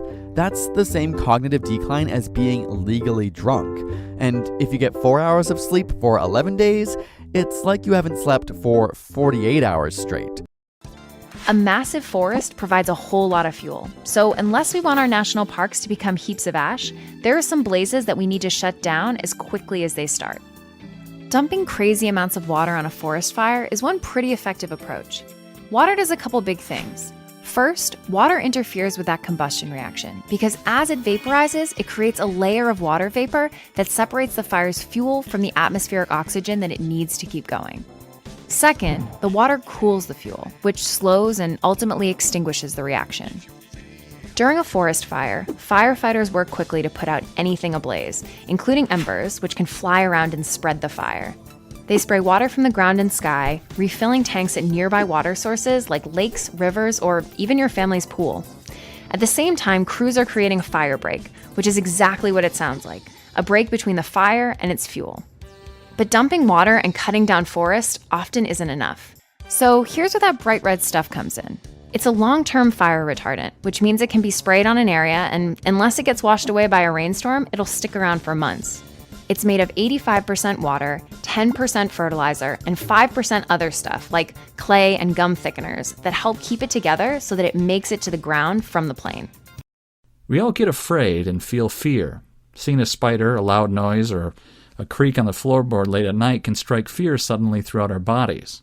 The feeling of fear can make your heart race, breath quicken, scream, sweat, pupils dilate, freeze you in place, and can even cause involuntary urination. These are all stress reactions caused by our limbic system, a chain reaction in areas of the brain that work together to control a built-in fight or flight response. We have this built into us to help us react to and survive threats. If not for fear, we would most likely not survive as a species. Lots of people actually seek out fear, enjoying being and feeling scared, watching horror films, playing scary games, or even going on a roller coaster. When our flight or fight response is triggered, we release chemicals which are similar to that of when we are excited or happy. When we trigger this is what we perceive as a safe environment. It is thought we can then enjoy being scared and the chemicals running around our body that are akin to high arousal states. When we fall in love, we tend to fall in love with somebody who wouldn't normally be considered compatible with us, because their personality traits are opposite to ours. This allows us to fit together like pieces of a puzzle. This person's good traits compensate for our bad ones and vice versa. When we look back on it, we often wonder how we could have fallen in love with somebody who was so different from ourselves. But nature intended for us to fall in love, and it made sure we would be having our brains release what we call feel-good hormones, including oxytocin, phenylethylamine, serotonin, and dopamine. These hormones give aid to a biochemical process that rids us of stressors and fills us with infatuation. That is why it's so hard for us to recognize our partner's flaws. These hormones hide our flaws and encourage us to do whatever we can to keep the romance alive. While we aren't actually lying to our partners, we're wearing a mask of adoration. Taking off this mask and revealing who we really are may influence our partner to leave, so we keep it on. Knowing this, in order to avoid any major confrontations and confusion with your partner, you can work on bringing up somewhat difficult topics with them, such as whether or not you both want children or wish to be married. Fundamentally, the blackmailer is entitled. They believe that others are responsible for their feelings. They believe others must act in a way that makes them feel good, rather than taking responsibility for their own feelings. Oh, that actually makes a lot of sense. What about the person who lets themselves be blackmailed? Why do they allow that? The blackmailer refuses to take responsibility for their own feelings, but the blackmailee is the exact opposite. They take responsibility for feelings that aren't their own. While the blackmailer wants everyone around them to act a certain way, the blackmailee wants everyone to feel a certain way. While the blackmailer feels entitled, the blackmailee feels like they owe a debt. While the blackmailer passes judgments, the blackmailee is always looking to be positively judged. They take the judgments of other people very seriously. If someone says to them, "You're a very selfish person," they believe it immediately. They think, "Am I selfish? I must be selfish. Why would someone say that if I wasn't? Oh God, I'm such a bad person. I need to fix this right now." While the blackmailer wants everyone to serve them, the blackmailee wants to serve everyone. They want to be liked and approved by everyone, and they'll do just about anything to get it. While the blackmailer believes what they say is the truth, the blackmailee believes that what others say about them is the truth. And while the blackmailer's mind is dominated by taking, the blackmailee's mind is dominated by giving.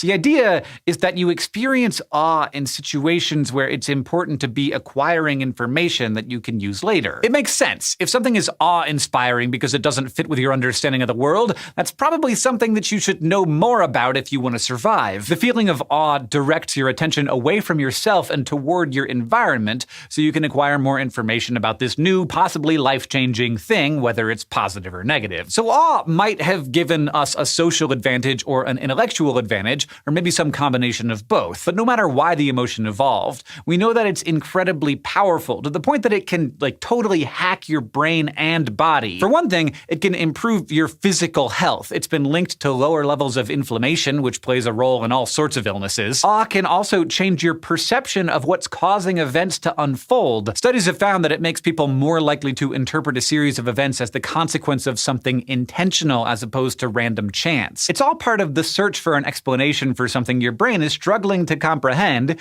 which could help us explain why religion is a thing.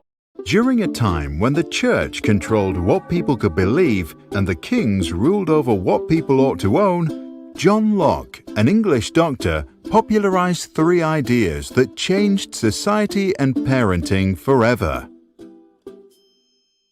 First, people keep fighting over their beliefs because nobody can actually know which one is true. To solve this problem, everyone should have freedom of thought and the right to choose their own religion. Second, kings can't just do as they please because people have natural rights to liberty, property, and life, and hence need to be asked for permission. Third, parents should avoid punishing their children, since the use of emotions to make them behave well can make them sensationalist. Instead, they should allow their children to be guided by thoughts. Locke's ideas on religion and democracy became the foundation of most liberal societies. His thoughts on education, however, may have been even more influential.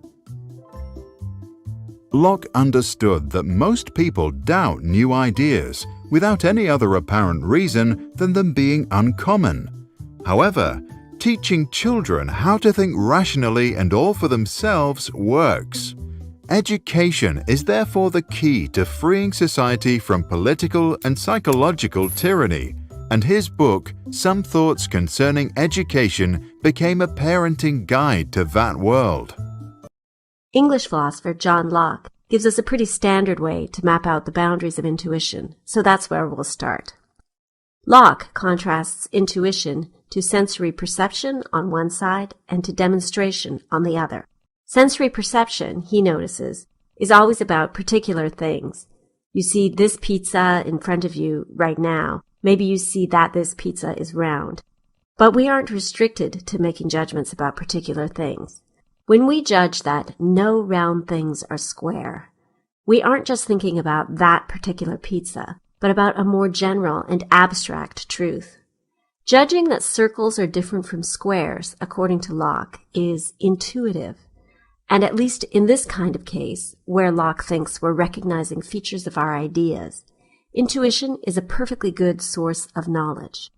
We know that no round things are square through intuition. Locke also draws a contrast between intuition and demonstration. Intuition can tell us directly that a circle is not a triangle, but when we get to more complex questions, we need to use demonstration or explicit reasoning. So, for example, we can figure out that the interior angles of a triangle add up to 2 right angles, but we have to go through a series of steps to gain this knowledge, and that's demonstration.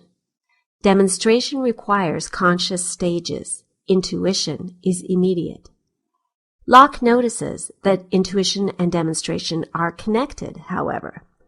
Each individual step in a chain of demonstrative reasoning is, or at least should be, intuitive. Contemporary thinkers still draw a similar distinction, using a variety of labels for it.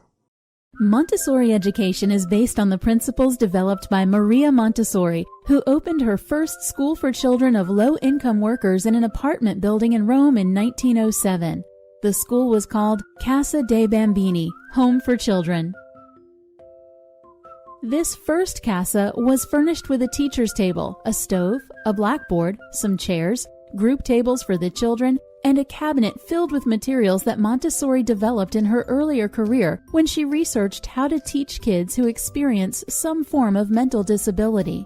Maria Montessori created the materials after she realized that students seemed to understand complex concepts better when they engaged all their senses. Activities at this first school included personal care, such as dressing and undressing, care of the environment, like sweeping, dusting, and gardening. Otherwise, they were free to move around and play with the materials. Montessori did not teach herself, but instead oversaw the classroom work of her teachers. Montessori observed that children showed episodes of deep concentration and multiple repetitions of the same activity. Given free choice, kids showed more interest in practical activities and the materials than normal toys, sweets, or other rewards. Over time, spontaneous self-discipline emerged.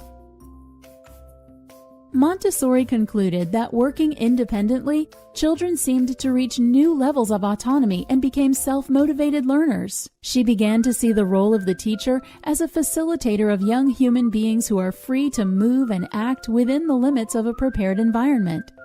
The goal? To grow children to become independent and responsible adults who share a love for learning. One evidence-based way to better remember what you've learned is through spaced repetition, or spacing out your learning in practice of new knowledge or skills. Although this might seem novel, this is hardly a new concept. It was first described in 1885 by a German psychologist named Hermann Ebbinghaus. Here's how it works. Say you plot your attention, or how much you remember of something, versus time. Now you learn that something on day 0. Without reviewing it, the forgetting curve will look like an exponentially decaying curve, which is kind of scary. If you review, or better yet, actively retrieve the material at increasingly spaced intervals after learning it, then the forgetting curve starts to flatten out, and you'll get a lot better long-term retention. Now, the goal here is to review the material at the right time. It turns out that the best time to revisit information that you're trying to learn is right around the time that you would naturally forget it. Since forgetting typically follows this exponential curve, the trick becomes timing your study sessions around it. Practically, this means having more widely spaced intervals between study times for the material that you're more familiar with, and shorter intervals between study sessions for material that you're less familiar with. The group of artists who are considered abstract expressionists includes Barnett Newman with his existential zips, William de Kooning, famous for his travestied women, Helen Frankenthaler, who created soak stains, and others. But perhaps the most famous, influential, and head-scratching one was Jackson Pollock. Most of his paintings are immediately recognizable. They feature tangled messes of lines of paint bouncing around in every direction on the canvas. And sure, these fields of chaos are big and impressive. But what's so great about them? Didn't he just drip the paint at random? Can't anyone do that? Well, the answer to these questions is both yes and no.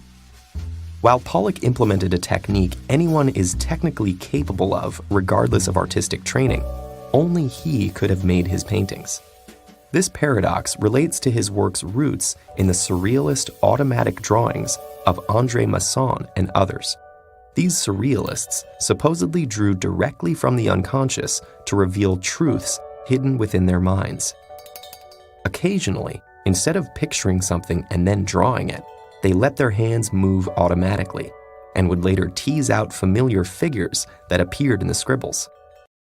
Our memories are sometimes unreliable, and though we still don't know precisely what causes this fallibility on a neurological level, research has highlighted some of the most common ways our memories diverge from what actually happened.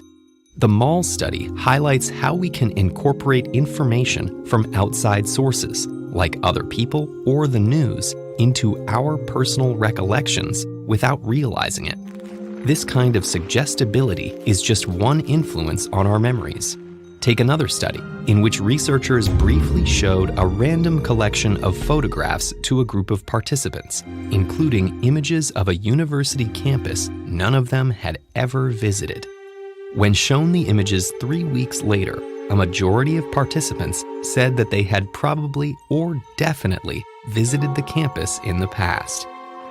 The participants misattributed information from one context, an image they'd seen, onto another, a memory of something they believed they actually experienced. In another experiment, people were shown an image of a magnifying glass and then told to imagine a lollipop. They frequently recalled that they saw the magnifying glass and the lollipop. They struggled to link the objects to the correct context, whether they actually saw them or simply imagined them. If you have an old phone, you may want to consider your options before throwing it away. To minimize waste, you could donate it to a charity for reuse, take it to an e-waste recycling facility, or look for a company that refurbishes old models. However, even recycling companies need our scrutiny. Just as the production of smartphones comes with social and environmental problems, dismantling them does too. E-waste is sometimes intentionally exported to countries where labor is cheap but working conditions are poor. Vast workforces, often made up of women and children, may be underpaid, lack the training to safely disassemble phones, and be exposed to elements like lead and mercury, which can permanently damage their nervous systems. Phone waste can also end up in huge dump sites, leaching toxic chemicals into the soil and water, mirroring the problems of the mines where the elements originated. A phone is much more than it appears to be on the surface. It's an assemblage of elements from multiple countries, linked to impacts that are unfolding on a global scale. So until someone invents a completely sustainable smartphone, we'll need to come to terms with how this technology affects widespread places and people. We may think of nature as being unconnected to our urban spaces, but trees have always been an essential part of successful cities. Trees act like a natural sponge, absorbing stormwater runoff before releasing it back into the atmosphere. The webs of their roots protect against mudslides, while allowing soil to retain water and filter out toxins. Roots help prevent floods while reducing the need for storm drains and water treatment plants. Their porous leaves purify the air by trapping carbon and other pollutants, making them essential in the fight against climate change. Humanity has been uncovering these arboreal benefits for centuries, but trees aren't just crucial to the health of a city's infrastructure. They play a vital role in the health of its citizens as well. In the 1870s, Manhattan had few trees outside the island's parks. Without trees to provide shade, buildings absorbed up to 9 times more solar radiation during deadly summer heat waves. Combined with the period's poor sanitation standards, the oppressive heat made the city a breeding ground for bacteria like cholera. Nearly 9,000 years ago, corn, also called maize, was first domesticated from teosinte, a grass native to Mesoamerica. Teosinte's rock-hard seeds were barely edible, but its fibrous husk could be turned into a versatile material. Over the next 4,700 years, farmers bred the plant into a staple crop with larger cobs and edible kernels. As maize spread throughout the Americas, it took on an important role, with multiple indigenous societies revering a corn mother as the goddess who created agriculture. When Europeans first arrived in America, they shunned the strange plant. Many even believed it was the source of physical and cultural differences between them and the Mesoamericans. However, their attempts to cultivate European crops in American soil quickly failed, and the settlers were forced to expand their diet. Finding the crop to their taste, maize soon crossed the Atlantic, where its ability to grow in diverse climates made it a popular grain in many European countries. But the newly established United States was still the corn capital of the world. Drug interactions happen when a combination of a drug with another substance causes different effects than either would individually. Foods, herbal supplements, legal drugs, and illicit substances can all cause drug interactions. Most drug interactions fall into 2 categories. Some take place when 2 substances' effects influence each other directly. In other cases, one substance affects how the body processes another, like how it is absorbed, metabolized, or transported around the body. Blood thinners and aspirin, for example, have similar effects that become dangerous when combined. Both prevent blood clots from forming. Blood thinners by preventing the formation of the clotting factors that hold clots together, and aspirin by preventing blood cells from clumping into groups that become clots.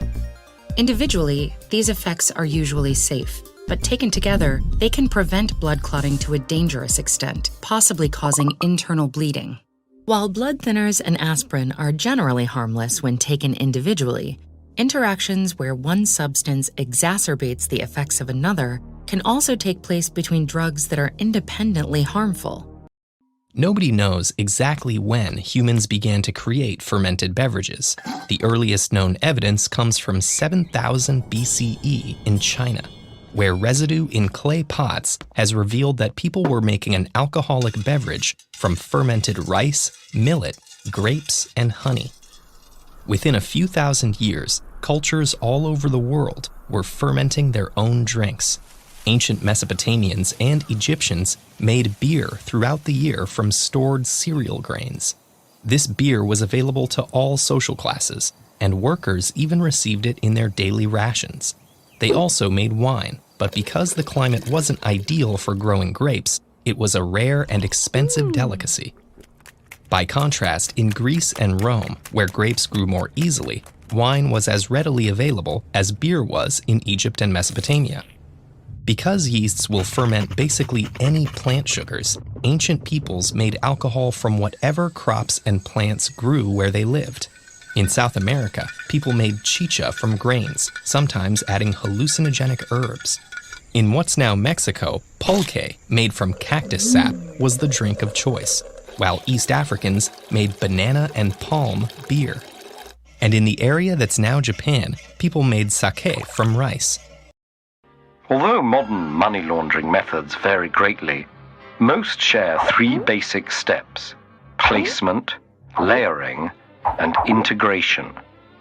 Placement is where illegally obtained money is converted into assets that seem legitimate. That's often done by depositing funds into a bank account registered to an anonymous corporation or a professional middleman. This step is where criminals are often most vulnerable to detection, since they introduce massive wealth into the financial system seemingly out of nowhere. The second step, layering, involves using multiple transactions to further distance the funds from their origin. This can take the form of transfers between multiple accounts or the purchase of tradable property like expensive cars, artwork, and real estate. Casinos, where large sums of money change hands every second, are also popular venues for layering. A money launderer may have their gambling balance made available at a casino chain's locations in other countries or work with employees to rig games. The last step, integration, allows clean money to re-enter the mainstream economy and to benefit the original criminal. They might invest it into a legal business, claim payment by producing fake invoices, or even start a bogus charity, placing themselves on the board of directors with an exorbitant salary. Many patients acquire the allergy label as children, when a rash appears after they're treated for an infection with penicillin or closely related drugs. The rash is often blamed on penicillin, while the more likely culprit is the original infection, or a reaction between the infection and the antibiotic. However, genuine penicillin allergies, where our immune systems mistake penicillin for an attacker, do occur rarely and can be very dangerous. So if you think you're allergic but don't know for sure, your best bet is to visit an allergist. They'll complete an evaluation that'll confirm whether or not you have the allergy. Even if you do have a penicillin allergy, your immune cells that react to the drug may lose their ability to recognize it. In fact, about 80% of people who are allergic to penicillin outgrow their allergy within 10 years. This is great news for people who currently identify as allergic to penicillin. The drug may one day save their lives, as it has done for so many others. The elephant boasts the largest brain of any land mammal, as well as an impressive encephalization quotient. This is the size of the brain relative to what we'd expect for an animal's body size, and the elephant's EQ is nearly as high as a chimpanzee's. And despite the distant relation, convergent evolution has made it remarkably similar to the human brain, with as many neurons and synapses in a highly developed hippocampus and cerebral cortex. It is the hippocampus strongly associated with emotion that aids recollection by encoding important experiences into long-term memories. The ability to distinguish this importance makes elephant memory a complex and adaptable faculty beyond rote memorization. It's what allows elephants who survived a drought in their youth to recognize its warning signs in adulthood, which is why clans with older matriarchs have higher survival rates. Unfortunately, it's also what makes elephants one of the few non-human animals to suffer from post-traumatic stress disorder. The cerebral cortex, on the other hand, enables problem-solving, which elephants display in many creative ways. They also tackle problems cooperatively, sometimes even outwitting the researchers and manipulating their partners. And they've grasped basic arithmetic, keeping track of the relative amounts of fruit in 2 baskets after multiple changes. As early as 8000 BCE, the earliest Neolithic farmers living in the Fertile Crescent began a legacy of cheese-making, almost as old as civilization itself. The rise of agriculture led to domesticated sheep and goats, which ancient farmers harvested for milk. But when left in warm conditions for several hours, that fresh milk began to sour. Its lactic acids caused proteins to coagulate, binding into soft clumps. Upon discovering this strange transformation, the farmers drained the remaining liquid, later named whey, and found the yellowish globs could be eaten fresh as a soft, spreadable meal. These clumps, or curds, became the building blocks of cheese, which would eventually be aged, pressed, ripened, and whizzed into a diverse cornucopia of dairy delights. The discovery of cheese gave Neolithic people an enormous survival advantage. Milk was rich with essential proteins, fats, and minerals, but it also contained high quantities of lactose, a sugar which is difficult to process for many ancient and modern stomachs. Cheese, however, could provide all of milk's advantages with much less lactose, and since it could be preserved and stockpiled, these essential nutrients could be eaten throughout scarce famines and long winters. Ocean currents are driven by a range of sources: the wind, tides, changes in water density, and the rotation of the Earth. The topography of the ocean floor and the shoreline modifies those motions, causing currents to speed up, slow down, or change direction. Ocean currents fall into 2 main categories: surface currents and deep ocean currents. Surface currents control the motion of the top 10% of the ocean's water, while deep ocean currents mobilize the other 90%. Though they have different causes, surface and deep ocean currents influence each other in an intricate dance that keeps the entire ocean moving. Near the shore, surface currents are driven by both the wind and tides, which draw water back and forth as the water level falls and rises. Meanwhile, in the open ocean, wind is the major force behind surface currents. As wind blows over the ocean, it drags the top layers of water along with it. That moving water pulls on the layers underneath, and those pull on the ones beneath them. Reliability and validity are 2 critical ideas for understanding standardized tests. To understand the difference between them, we can use the metaphor of 2 broken thermometers.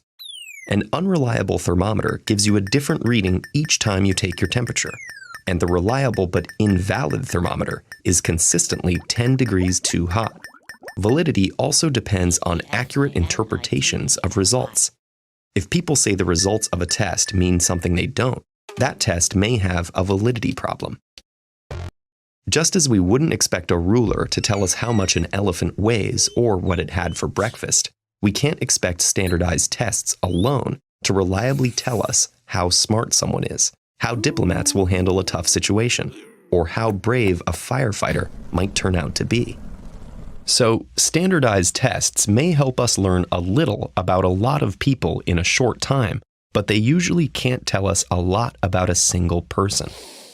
Many social scientists worry about test scores resulting in sweeping and often negative changes for test takers, sometimes with long-term life consequences. We can't blame the tests, though. It's up to us to use the right tests for the right jobs and to interpret results appropriately. The benefits of being left-handed are clearest in activities involving an opponent, like combat or competitive sports. For example, about 50% of top hitters in baseball have been left-handed. Why? Think of it as a surprise advantage. Because lefties are a minority to begin with, both right-handed and left-handed competitors will spend most of their time encountering and practicing against righties.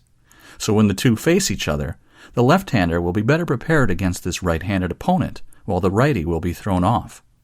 This fighting hypothesis, where an imbalance in the population results in an advantage for left-handed fighters or athletes, is an example of negative, frequency-dependent selection.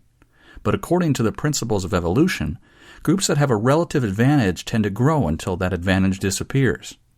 If people were only fighting and competing throughout human evolution, natural selection would lead to more lefties being the ones that made it until there were so many of them that it was no longer a rare asset.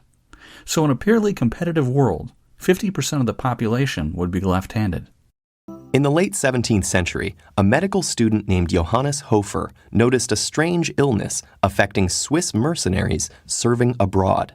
Its symptoms, including fatigue, insomnia, irregular heartbeat, indigestion, and fever, were so strong the soldiers often had to be discharged. As Hofer discovered, the cause was not some physical disturbance, but an intense yearning for their mountain homeland. He dubbed the condition nostalgia, from the Greek nostos for homecoming and algos for pain or longing. At first, nostalgia was considered a particularly Swiss affliction. Some doctors proposed that the constant sound of cowbells in the Alps caused trauma to the eardrums and brain. Commanders even forbade their soldiers from singing traditional Swiss songs for fear that they'd lead to desertion or suicide. But as migration increased worldwide, nostalgia was observed in various groups. It turned out that anyone separated from their native place for a long time was vulnerable to nostalgia. And by the early 20th century, professionals no longer viewed it as a neurological disease, but as a mental condition similar to depression. Sunscreen as we know it today didn't exist 50,000 years ago. So how did our ancestors cope with this onslaught of UV? The key to survival lay in their own personal sunscreen, manufactured beneath the skin, melanin. The type and amount of melanin in your skin determines whether you'll be more or less protected from the sun. This comes down to the skin's response as sunlight strikes it. When it's exposed to UV light, that triggers special light-sensitive receptors called rhodopsin, which stimulate the production of melanin to shield cells from damage. For light-skinned people, that extra melanin darkens their skin and produces a tan. Over the course of generations, humans living at the sun-saturated latitudes in Africa adapted to have a higher melanin production threshold and more eumelanin, giving skin a darker tone. This built-in sun shield helped protect them from melanoma, likely making them evolutionarily fitter and capable of passing this useful trait on to new generations. Light up the world after witnessing the violent rage shown by babies whenever deprived of an item they considered their own. Jean Piaget, a founding father of child psychology, observed something profound about human nature. Our sense of ownership emerges incredibly early. Why are we so clingy? There's a well-established phenomenon in psychology known as the endowment effect. Although feelings of ownership emerge early in life, culture also plays a part. For example, it was recently discovered that Hadza people of northern Tanzania, who are isolated from modern culture, don't exhibit the endowment effect. That's possibly because they live in an egalitarian society where almost everything is shared. At the other extreme, sometimes our attachment to our things can go too far. Part of the cause of hoarding disorder is an exaggerated sense of responsibility and protectiveness towards one's belongings. That's why people with this condition find it so difficult to throw anything away. Cell division is an intricate chemical dance that's part individual, part community-driven. And in a neighborhood of 100 trillion cells, sometimes things go wrong. Maybe an individual cell's set of instructions, or DNA, gets a typo, what we call a mutation. Most of the time, the cell senses mistakes and shuts itself down, or the system detects a troublemaker and eliminates it. But enough mutations can bypass these fail-safes, driving the cell to divide recklessly. That one rogue cell becomes 2, then 4, then 8. At every stage, the incorrect instructions are passed along to the cell's offspring. Weeks, months, or years after that one rogue cell transformed, you might see your doctor about a lump in your breast. Difficulty going to the bathroom could reveal a problem in your intestine, prostate, or bladder. Or a routine blood test might count too many white cells or elevated liver enzymes. Your doctor delivers the bad news. It's cancer.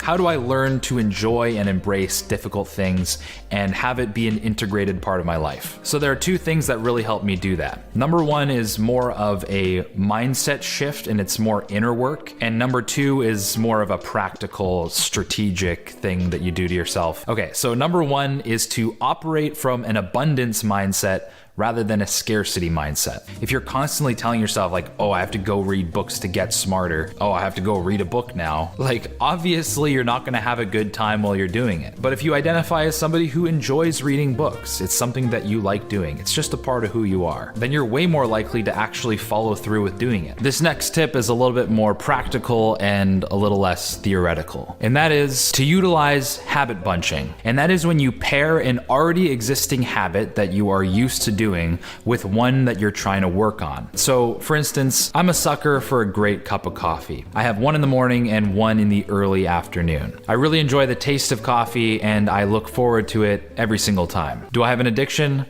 Yes, but I can leverage this filthy habit of mine into working on another habit. A great one to pair with a coffee addiction is reading, and that's exactly how I started reading more books. Every single morning next to my coffee maker, I placed the book that I wanted to read next to it, so that when I made my coffee, I knew to pick up the book, and I could only drink the coffee if I was reading the book the entire time I was drinking it. Done. The process of writing a book forces you to be curious. And no, contrary to popular belief, curiosity didn't kill the cat. In fact, it made the cat happier. Studies have shown that there is a link between curiosity and dopamine. So that means that people who are curious tend to have lower levels of anxiety, lower levels of depression, and have a better overall psychological well-being. Furthermore, being curious helps expand our knowledge. When we learn new things, explore new ideas, and pursue knowledge, we end up having a better understanding of the world around us. When I was doing the research for my book, I looked at hundreds and hundreds of articles, books, blog posts, everything. And it was great because I ended up absorbing all this information, kind of like a sponge. And now I have a tiny little box back of my brain filled with fun facts and tidbits of information that I can pull out, one, when a conversation gets dull, but two, to help use as context when I'm learning new things. And so you end up having a self-fulfilling cycle of knowledge where the more you learn, the more you can learn more. We all know the scene. Dorothy closes her eyes and repeats the Good Witch's mantra. No coordinates exist like one's domicile. No coordinates exist like one's domicile. No coordinates exist like one's domicile.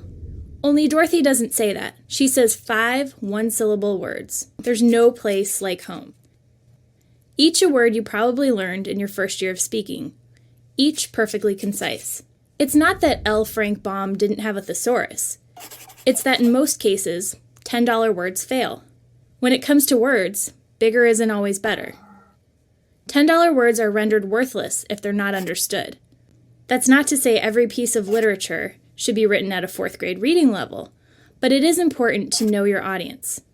If you're a novelist, your audience is probably expecting 300 pages of vivid descriptors. At the very least, they're expecting you won't use the same 50 words to fill those pages. But most of us don't have the luxury of a captive audience. We're competing against a whole world of distractions, and we're fighting for space in an attention span that continues to shrink across generations. So get to the point already. What is consciousness? Can an artificial machine really think? Does the mind just consist of neurons in the brain, or is there some intangible spark at its core? For many, these have been vital considerations for the future of artificial intelligence. But British computer scientist Alan Turing decided to disregard all these questions in favor of a much simpler one. Can a computer talk like a human? This question led to an idea for measuring artificial intelligence that would famously come to be known as the Turing test. In the 1950 paper, Computing Machinery and Intelligence, Turing proposed the following game. A human judge has a text conversation with unseen players and evaluates their responses. To pass the test, a computer must be able to replace one of the players without substantially changing the results. In other words, a computer would be considered intelligent if its conversation couldn't be easily distinguished from a human's. Turing predicted that by the year 2000, machines with 100 megabytes of memory would be able to easily pass his test. But he may have jumped the gun.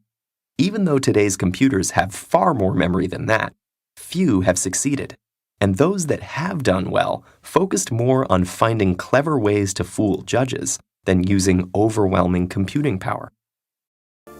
The behaviors inherent in hibernation, like going 5 weeks without sleep or dropping to near-freezing body temperatures, would be potentially fatal to non-hibernating species like us. To find out how hibernators are able to do this, researchers turned their attention to those animals' genomes. So far, they've discovered that hibernation is controlled by genes that turn off and on in unique patterns throughout the year, fine-tuning the hibernator's physiology and behavior. For example, ground squirrel, bear, and dwarf lemur studies have revealed that these animals are able to turn on the genes that control fat metabolism precisely when they need to use their fat stores as fuel to survive long periods of fasting. And the genes in question are present in all mammals, which means that researchers could study hibernating mammals to see how their unique control of physiology might help humans. Understanding how hibernators deal with reduced blood flow could lead to better treatments for protecting the brain during a stroke. Figuring out how these animals avoid muscle deterioration might improve the lives of bedridden patients. And studying how hibernating animals control their weight with ease could illuminate the relationship between metabolism and weight gain in humans.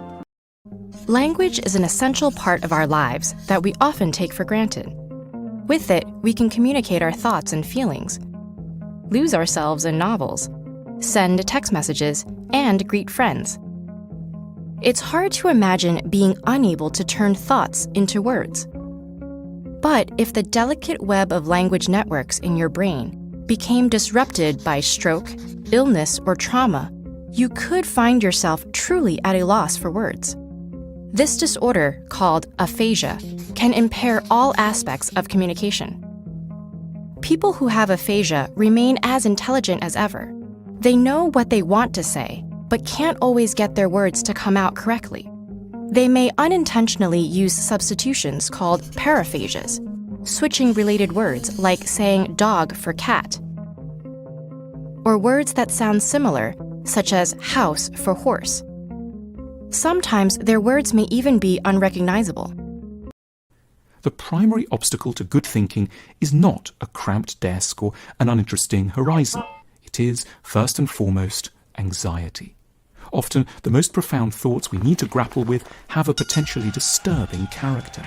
As these potential implications start to come vaguely into view, our inner sensor, motivated by desire for calm rather than growth, gets alarmed. A vigilant part of the self gets agitated.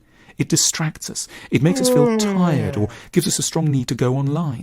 Skillfully, it confuses and muddles our train of thought. It blocks the progress we were starting to make towards ideas that, though important and interesting, also presented marked threats to short-term inner peace. It's in this context that the shower emerges as so helpful to the way our minds work, and earns the right to be honoured as one of the best places on earth in which to do any kind of serious reflection. Amidst the crashing water and the steam, and with a few minutes of respite before the day starts, the mind is no longer on guard. We're not supposed to be doing much inside our heads. We're mainly occupied with trying to soap ourselves and properly rinse our hair. The ideas that have been half-forming at the back of our minds, ideas about what the true purpose of our lives might be and what we should do next, keep up their steady inward pressure. But now there's a lot less to stop them reaching full consciousness. We're not meant to be thinking. And so, at last, we can think freely and courageously. There is a lot of water on Mars, and there once was a lot of surface flowing water. You don't see it because most of it is mixed with the soil, which we call regolith on Mars. So the Martian soil can be anywhere from as little as 1% in some very dry, deserty-like areas, to as much as 60% water. One strategy for getting water when you're on Mars is to break up the regolith, which would take something like a jackhammer, because it's very cold, it's very frozen.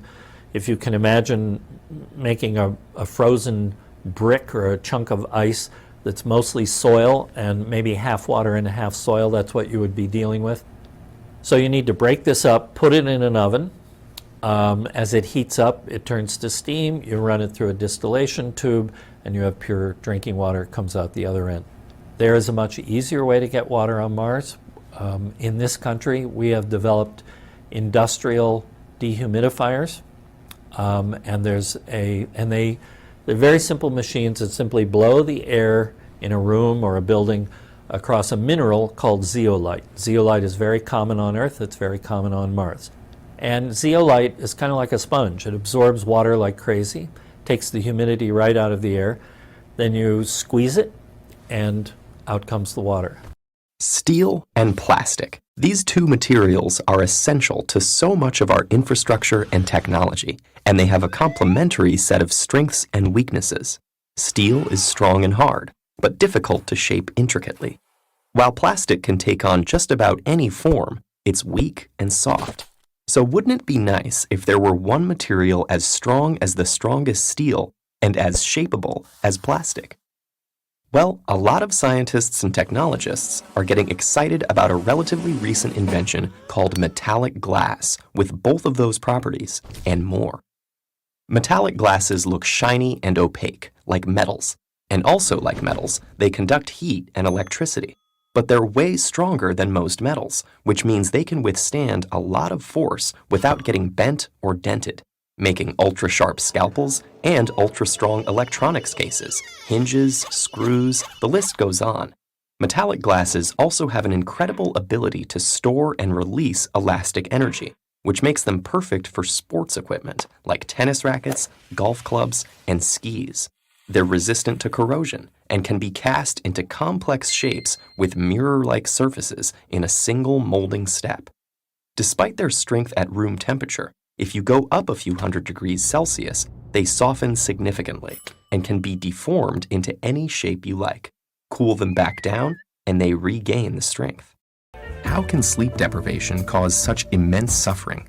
Scientists think the answer lies with the accumulation of waste products in the brain. During our waking hours, our cells are busy using up our day's energy sources, which get broken down into various byproducts, including adenosine. As adenosine builds up, it increases the urge to sleep, also known as sleep pressure. In fact, caffeine works by blocking adenosine's receptor pathways. Other waste products also build up in the brain, and if they're not cleared away, they collectively overload the brain and are thought to lead to the many negative symptoms of sleep deprivation. So what's happening in our brain when we sleep to prevent this? Scientists found something called the glymphatic system, a cleanup mechanism that removes this buildup and is much more active when we're asleep. It works by using cerebrospinal fluid to flush away toxic byproducts that accumulate between cells. Lymphatic vessels, which serve as pathways for immune cells, have recently been discovered in the brain, and they may also play a role in clearing out the brain's daily waste products. While scientists continue exploring the restorative mechanisms behind sleep, we can be sure that slipping into slumber is a necessity if we want to maintain our health and our sanity. Turns out that if you can find a sport and a team you like, studies show that there are all sorts of benefits that go beyond the physical and mental benefits of exercise alone. Some of the most significant are psychological benefits, both in the short and long term. Some of those come from the communal experience of being on a team. For instance, learning to trust and depend on others, to accept help, to give help, and to work together towards a common goal. In addition, commitment to a team and doing something fun can also make it easier to establish a regular habit of exercise. School sport participation has also been shown to reduce the risk of suffering from depression for up to 4 years. Meanwhile, your self-esteem and confidence can get a big boost. There are a few reasons for that. One is found in training. Just by working and working at skills, especially with a good coach, you reinforce a growth mindset within yourself. That's when you say, even if I can't do something today, I can improve myself through practice and achieve it eventually. That mindset is useful in all walks of life. And then there's learning through failure, one of the most transformative long-term benefits of playing sports. The experience of coming to terms with defeat can build the resilience and self-awareness necessary to manage academic, social, and physical hurdles. The consumption of berries can enhance beneficial signaling in the brain. Plant foods are our primary source of antioxidants and anti-inflammatory compounds, but some plant foods may be better than others, as I've explained before. 1 cup of blueberries a day can improve cognition among older adults, as shown in this randomized, double-blind, placebo-controlled trial, and the same thing in kids after just a single meal of blueberries, though 2 cups may work better than 1. That single hit of berries may also improve mood. A double-blind, placebo-controlled crossover study in which kids are asked a series of questions. Are you very slightly or not at all, a little, moderately, quite a bit, or extremely interested, excited, strong, etc.? Before and after drinking the placebo, no significant change. But 2 hours after consuming about 2 cups of blueberries, their positive mood scores significantly improved. They felt more enthusiastic, alert, inspired, attentive, that kind of thing. That was in young adults, ages 18 through 21. Same thing in 7 to 10-year-old children. Some dangerous new mood-enhancing drug or Ritalin? No, blueberries, and just after a single meal. Now, blueberries can't do everything. Although a cup of berries certainly appears to improve brain function, no improvement in walking or balance was observed. Rising temperatures in seas, massive droughts, changing landscapes, successfully adapting to climate change is growing increasingly important. For humans, this means using our technological advancement to find solutions, like smarter cities and better water management. But for some plants and animals, adapting to these global changes involves the most ancient solution of all, evolution. Evolutionary adaptation usually occurs along timescales of thousands to hundreds of thousands of years. But in cases where species are under especially strong selective conditions, like those caused by rapidly changing climates, adaptive evolution can happen more quickly. In recent decades, we've seen many plants, animals, and insects relocating themselves and undergoing changes to their body sizes and the dates they flower or breed. But many of these are plastic or non-heritable changes to an individual's physical traits, and there are limits to how much an organism can change its own physiology to meet environmental requirements. That's why scientists are seeking examples of evolutionary changes coded in species' DNA that are heritable, long-lasting, and may provide a key to their future. Birds can be very impressive at imitation, which is another word for copying. When chicks are born, they hear sounds made by the other birds in their flock or their family, and they practice imitating those sounds until they sound just like the rest of their flock. There are lots of reasons that birds might need to know the sounds that other animals make. For one thing, birds in the wild are very social. They help out other members of their flock. The calls of different flocks of birds, even 2 different flocks of the same kind of bird, are all different from each other. It helps them to know who their family is by the familiar sounds they make. Some birds can even learn other animal calls that might scare away predators, so the birds don't get eaten. And being good at imitating shows that a bird is smart and has a good memory and strong muscles, which makes it more appealing to other birds in its flock. The birds that can copy human speech are especially talented imitators. Birds that learn to imitate humans come from 2 groups: parrots like African greys, cockatoos, and parakeets, and songbirds like mynahs, starlings, and even crows. They're such good imitators that sometimes they can even fool people. Some pet birds have escaped into the wild and taught the calls they learned from humans to the other birds in their new flock. So sometimes people have gone for a nature walk and heard someone calling out. They looked around for a person only to realize that the birds were the ones talking.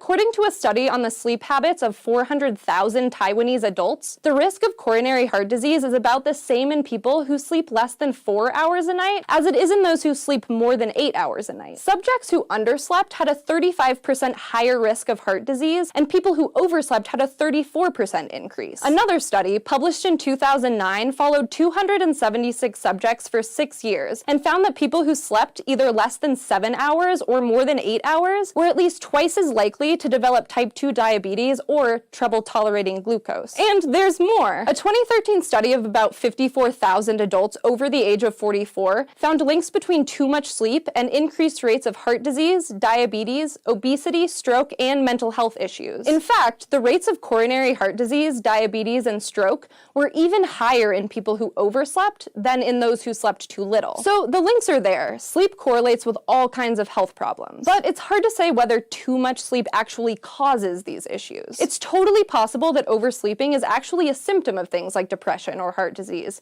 or that there's some other connection. Either way, consistently sleeping too much might be a bad sign. But lowering your blood sugar after a meal is just about the only benefit of drinking apple cider vinegar. Research does suggest that acetic acid can slow down the accumulation of body fat and prevent metabolic disorders in mice and rats. But there's little evidence that it has the same effect on humans. In one weight loss experiment, 30 volunteers drank 2 tablespoons of either apple cider vinegar, malt vinegar, or a placebo drink twice a day for 2 months straight, and none of them lost weight.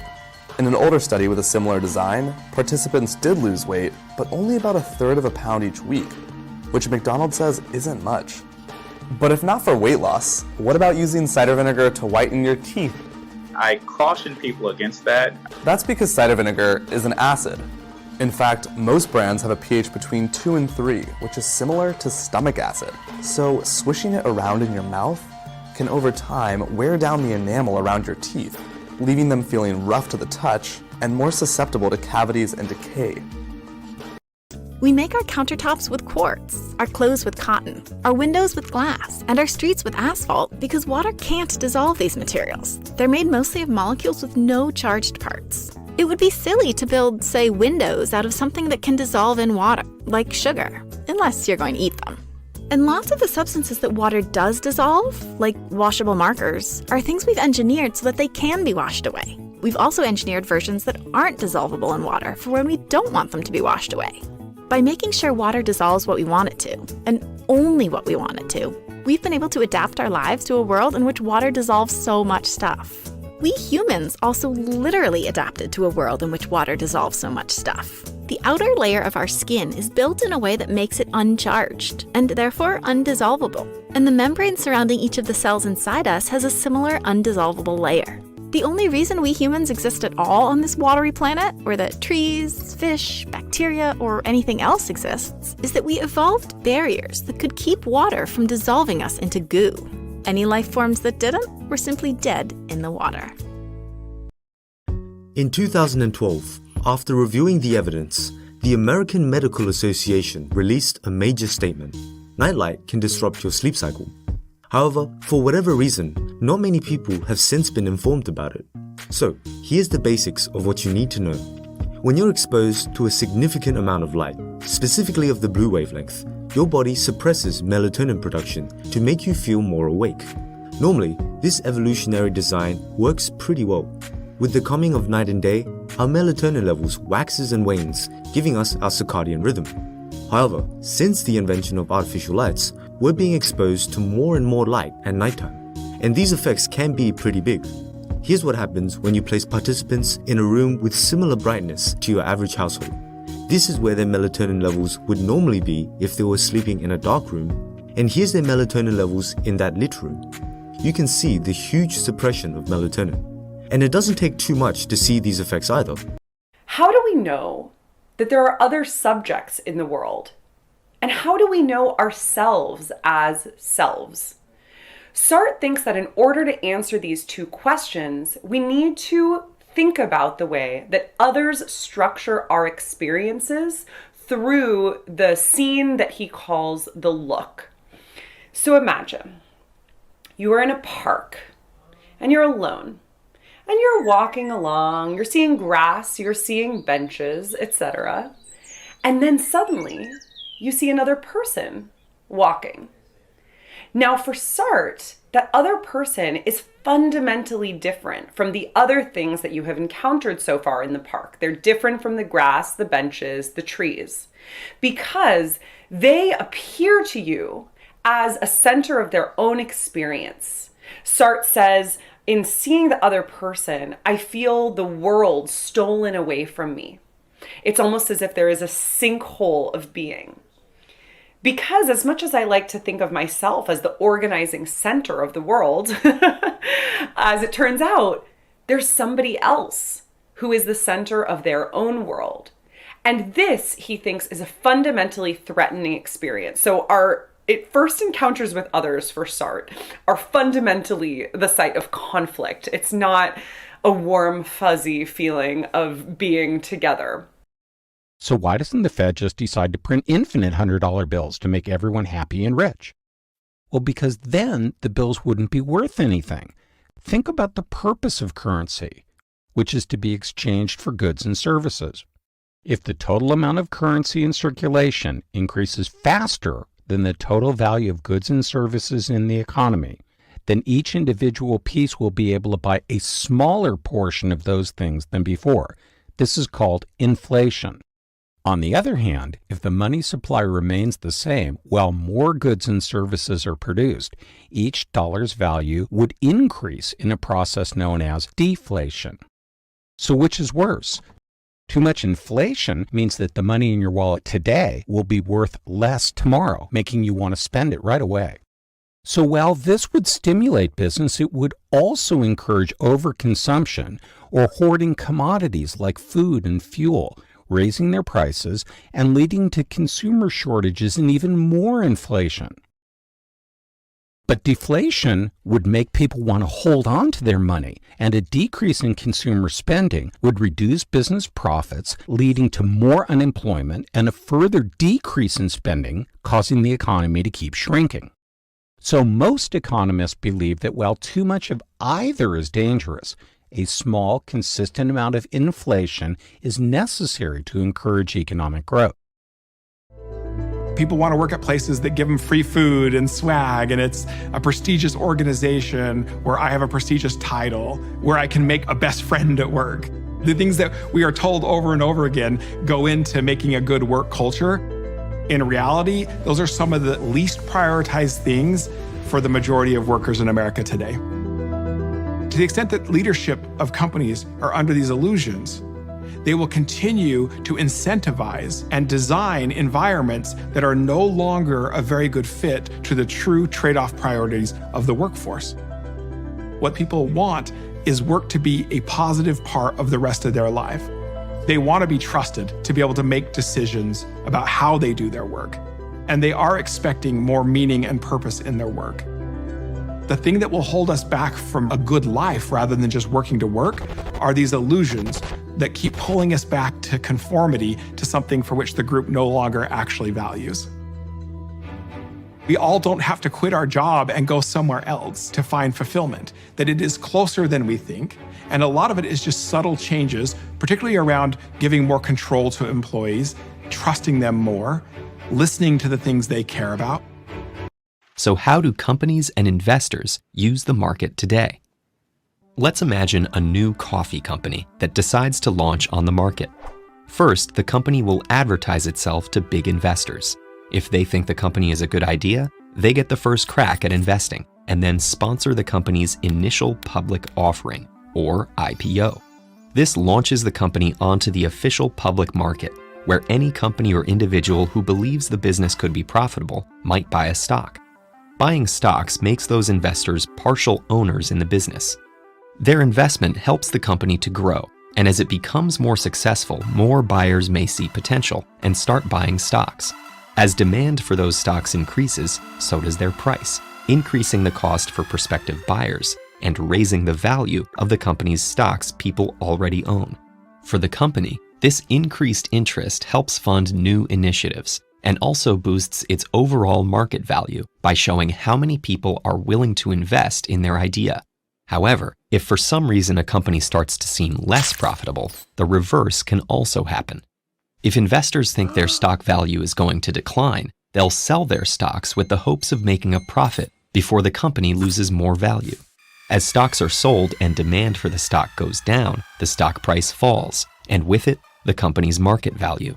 This can leave investors with big losses, unless the company starts to look profitable again.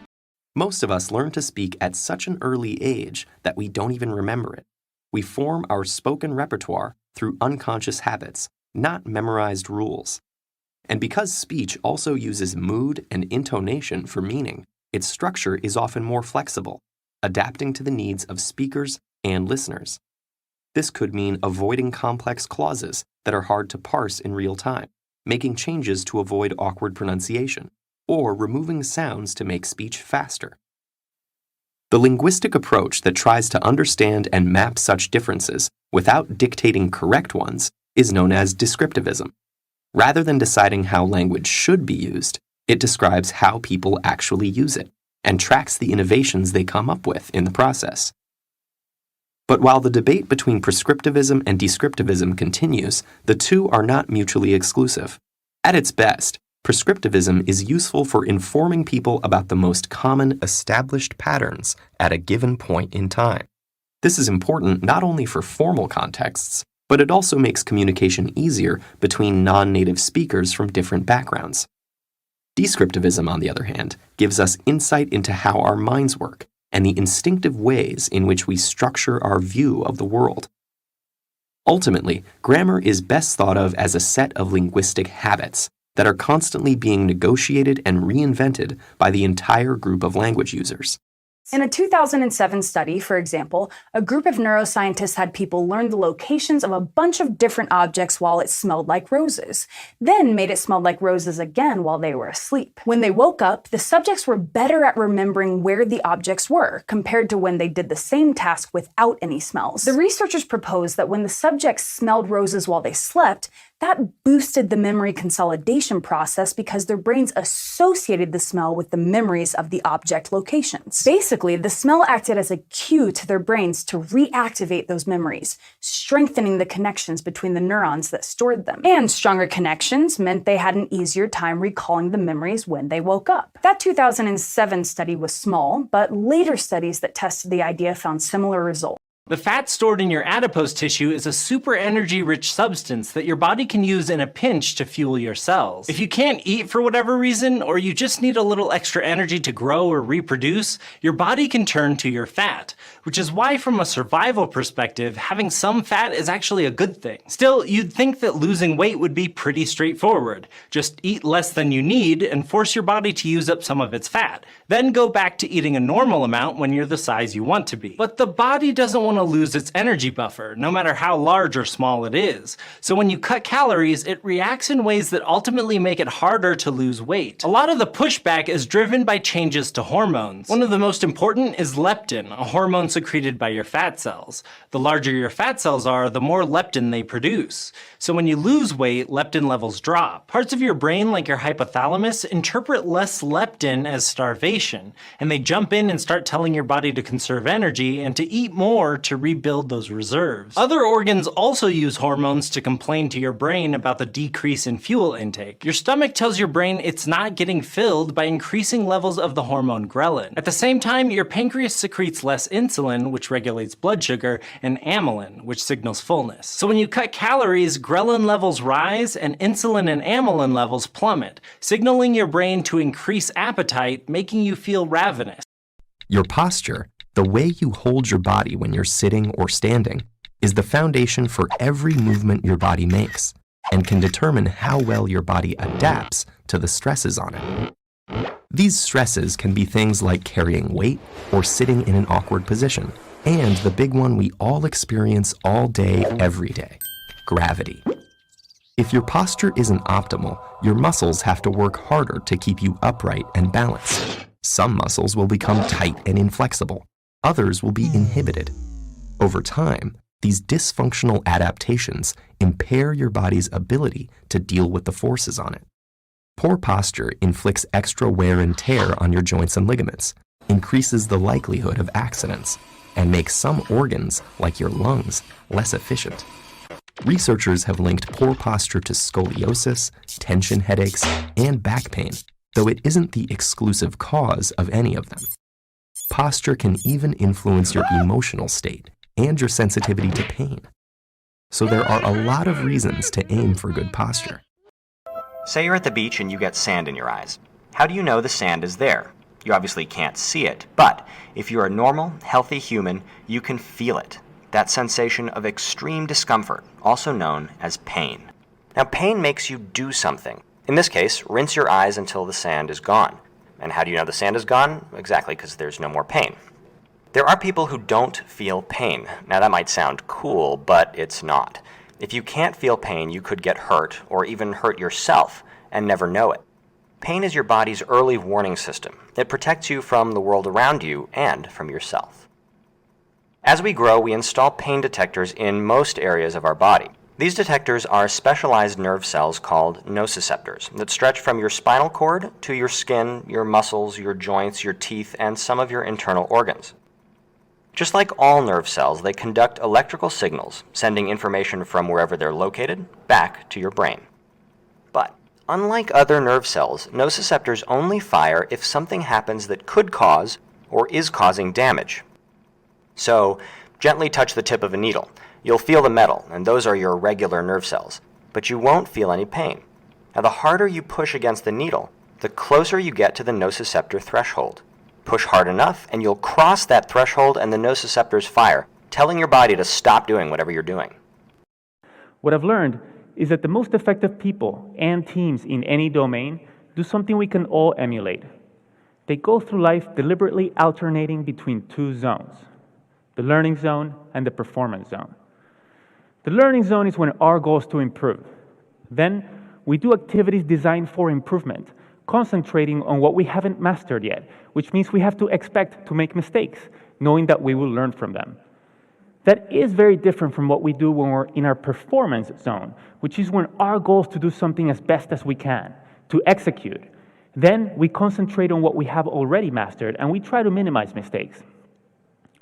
Both of these zones should be part of our lives, but being clear about when we want to be in each of them, with what goal, focus, and expectations, helps us better perform and better improve. The performance zone maximizes our immediate performance, while the learning zone maximizes our growth and our future performance.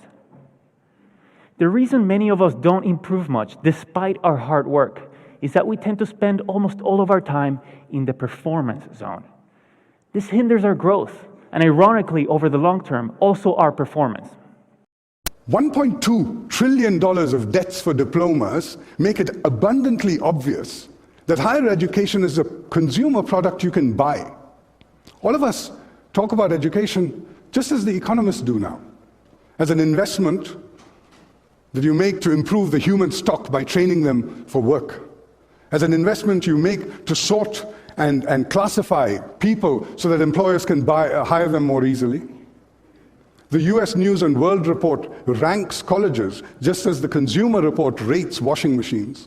The language is full, peppered with barbarisms. Teachers are called service providers. Students are called consumers. Sociology and Shakespeare and soccer and science, all of these are content. Student debt is profitable, only not on you. Your debt fattens the profit of the student loan industry. The two 800-pound gorillas of which, Sallie Mae and Navient, posted last year a combined profit of $1.2 billion. And just like home mortgages, student loans can be bundled and packaged and sliced and diced and sold on Wall Street. And colleges and universities that invest in these securitized loans profit twice, once from your tuition and then again from the interest on debt. With all that money to be made, are we surprised that some in the higher education business have begun to engage in false advertising, in bait and switch, in exploiting the very ignorance that they pretend to educate? In other words, overachievers are trying to solve a range of psychological problems through material or worldly means.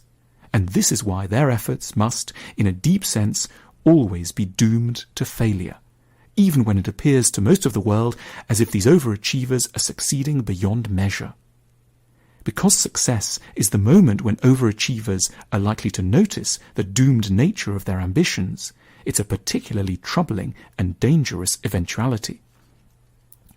Depression may set in just after the company is sold. The star will fall into a crisis just after they finally gain worldwide recognition. At exactly the point when their work is acclaimed or finds its audience, overachievers are at risk of severe breakdown. So long as they are merely running, they can forget to notice that their goal is misaligned with their true inner ambition. They must wait for success to reveal the fateful nature of their life's quest. Jeannie spent the first 13 years of her life locked away in a small bedroom in her parents' home. In 1970, her parents were charged with child abuse, and Jeannie began rehabilitation with a team of psychologists and linguists. And scientists were using her experiences to answer the following question. If a person is deprived of language throughout their childhood, can they ever learn enough to be able to communicate well? At first, the answer appeared to be yes. Jeannie quickly began to learn new words for objects around her and even say phrases with 2 or 3 words similar to how toddlers speak. However, from there, her ability to communicate verbally plateaued. This is because she could not learn grammar, which linguist Noam Chomsky believes separates human language from the communication of animals. It appeared that Jeannie passed the critical period of learning human language, which is thought to end around puberty. Scientists have hypothesized that after a restricted developmental period where the nervous system is particularly sensitive to the effects of a certain experience, in this case language, it is nearly impossible to learn it. And the same effects have also been shown when learning sign language after the critical period. Now, you're probably wondering why there is a critical period in the first place. According to Eric Lenenberg, the linguist who popularized the critical period hypothesis, the function of language tends to settle in the left hemisphere of the brain after the critical period, and it's thought that the brain loses some of its plasticity after this lateralization. So if you haven't learned a language until after this point, it may be harder for your brain to learn the new material. And sadly for Jeannie, she was already past that point. However, while Jeannie would never effectively be able to use language, she was able to quickly learn other things, such as how to use the toilet and dress herself. So maybe you're on vacation, you're in Athens for the first time. During the day, you're experiencing a bunch of new events and new sights and sounds. And as it's going by, that is, prospectively, it seems to be flying by. In retrospect, however, maybe the next day or you're back from vacation, looking back upon that, it seems to be a long day. So retrospectively, it seems that it was an extended period of time. And this is something that was pointed out as far back as William James in his Principles of Neuroscience over 100 years ago. And the point is that retrospectively, we're not so much telling time, but we're rebuilding or estimating how much time has elapsed based on the number of experiences we have in memory. So retrospectively, you're more estimating how much time has elapsed.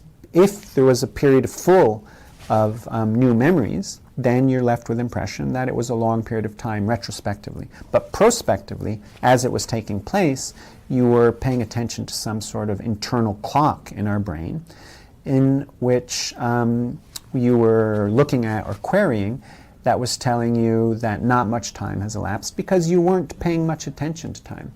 So on the other hand, when you're very bored or in an anxious state, people experience time as dragging or going slow, again, prospectively. Hair loss can be a sensitive topic for a lot of people. While certain life events and old age can lead to hair loss, sometimes it can be caused by a health condition. One such condition is alopecia areata. Alopecia areata is a condition that can cause your hair to fall out more than normal. The average person can pretty easily lose up to around 100 pieces of hair a day from their scalp, with most of that growing back. Alopecia areata is when that hair loss gets more significant and you have trouble getting that hair to grow back. The amount of hair that falls out varies from person to person, but it can be anything from small, rather unnoticeable patches to greater amounts of hair loss as the patches increase in size and connect with each other. We often think of this as hair loss relating to what's on top of your head, but this condition can also include hair loss in places like your eyebrows and eyelashes, as well as your face and other parts of your body. According to the National Alopecia Areata Foundation, this condition is fairly common, affecting as many as 6.8 million Americans with a lifetime risk of 2.1%. While there's no cure, symptoms can come and go. It might develop slowly, then go away for a few years before coming back. Alopecia areata can lead to alopecia totalis, where you lose all of the hair on your scalp, or alopecia universalis, where you have total hair loss. Generally, when and if your hair ever does grow back, it might fall out again later on. It often first shows up with children, but can begin in any age group. Coral reefs are some of the most spectacular ecosystems on the planet. They're also some of the most vulnerable. But how can we protect the reefs and the animals and plants who rely on them? And how can we make sure that our protected areas aren't hurting the people who use the reefs to survive? These are some of the big questions facing marine conservation biologists today. Let's take Fiji, for example. Fiji is a series of islands in the South Pacific Ocean. To help balance the need for conservation and making a living, scientists have suggested that instead of one big park, which provides a lot of coverage for one reef system while leaving the rest unprotected, a better way is to create a system of protected areas nested together like pearls on a string. This idea is called connectivity. In this way, scientists can protect lots of different habitats while not excluding people from their traditional fishing grounds. Now, the only way this string of pearls kind of reserve network is going to work is if each park is connected to other parks. Airlines can make a lot of money by flying to the right places. British Airways, for example, long ago cemented themselves as the leader on the London Heathrow to New York JFK route, and flying between these two airports now earns them over $1 billion per year. That's more than any airline makes on any other route in the world. Conversely, though, airlines can lose a lot of money by flying to the wrong places. American Airlines, for example, recently canceled their Chicago to Beijing flight as it was losing them tens of millions of dollars per year. Now, the fact that this route failed might be puzzling considering it flew between the world's 50th and the world's 7th largest city. Even more, they were flying the 787H Dreamliner, the smallest plane they could on this route. Nonetheless, it was truly a financial disaster. The airline said that, in terms of annual revenue, the route was $80 million away from their target. The truth is that deciding where to fly is a lot more complicated than pairing up the largest cities. It's an art that people spend their whole lives mastering, and the difference between an airline that's good at route planning and one that's bad at it can be the difference between a profitable airline and a defunct one. You see, camels are one of the only animals in the world that store all their fat in one spot.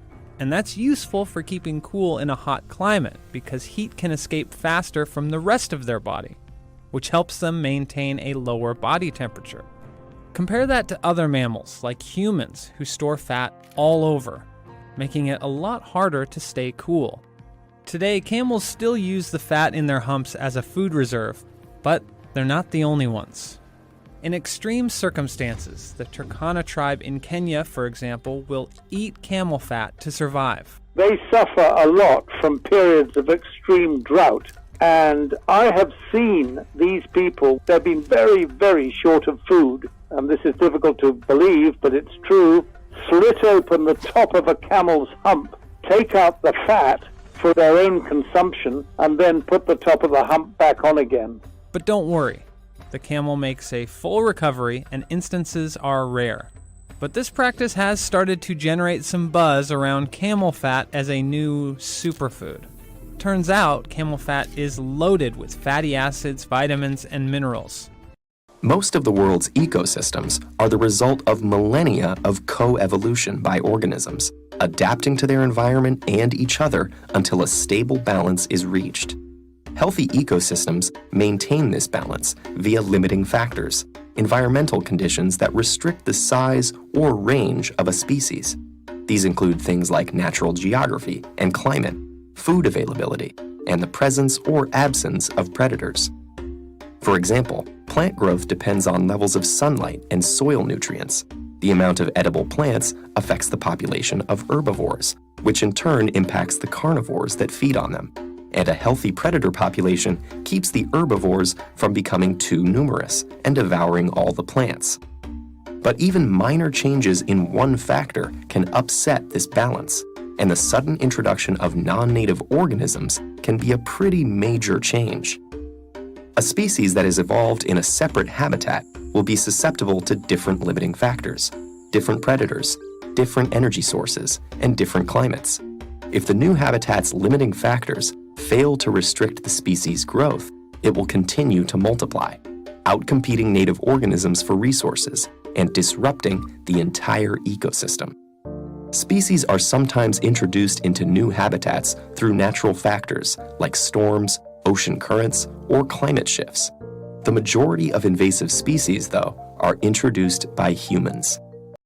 Facts you read, hear, or study become memories through a process with 3 main steps.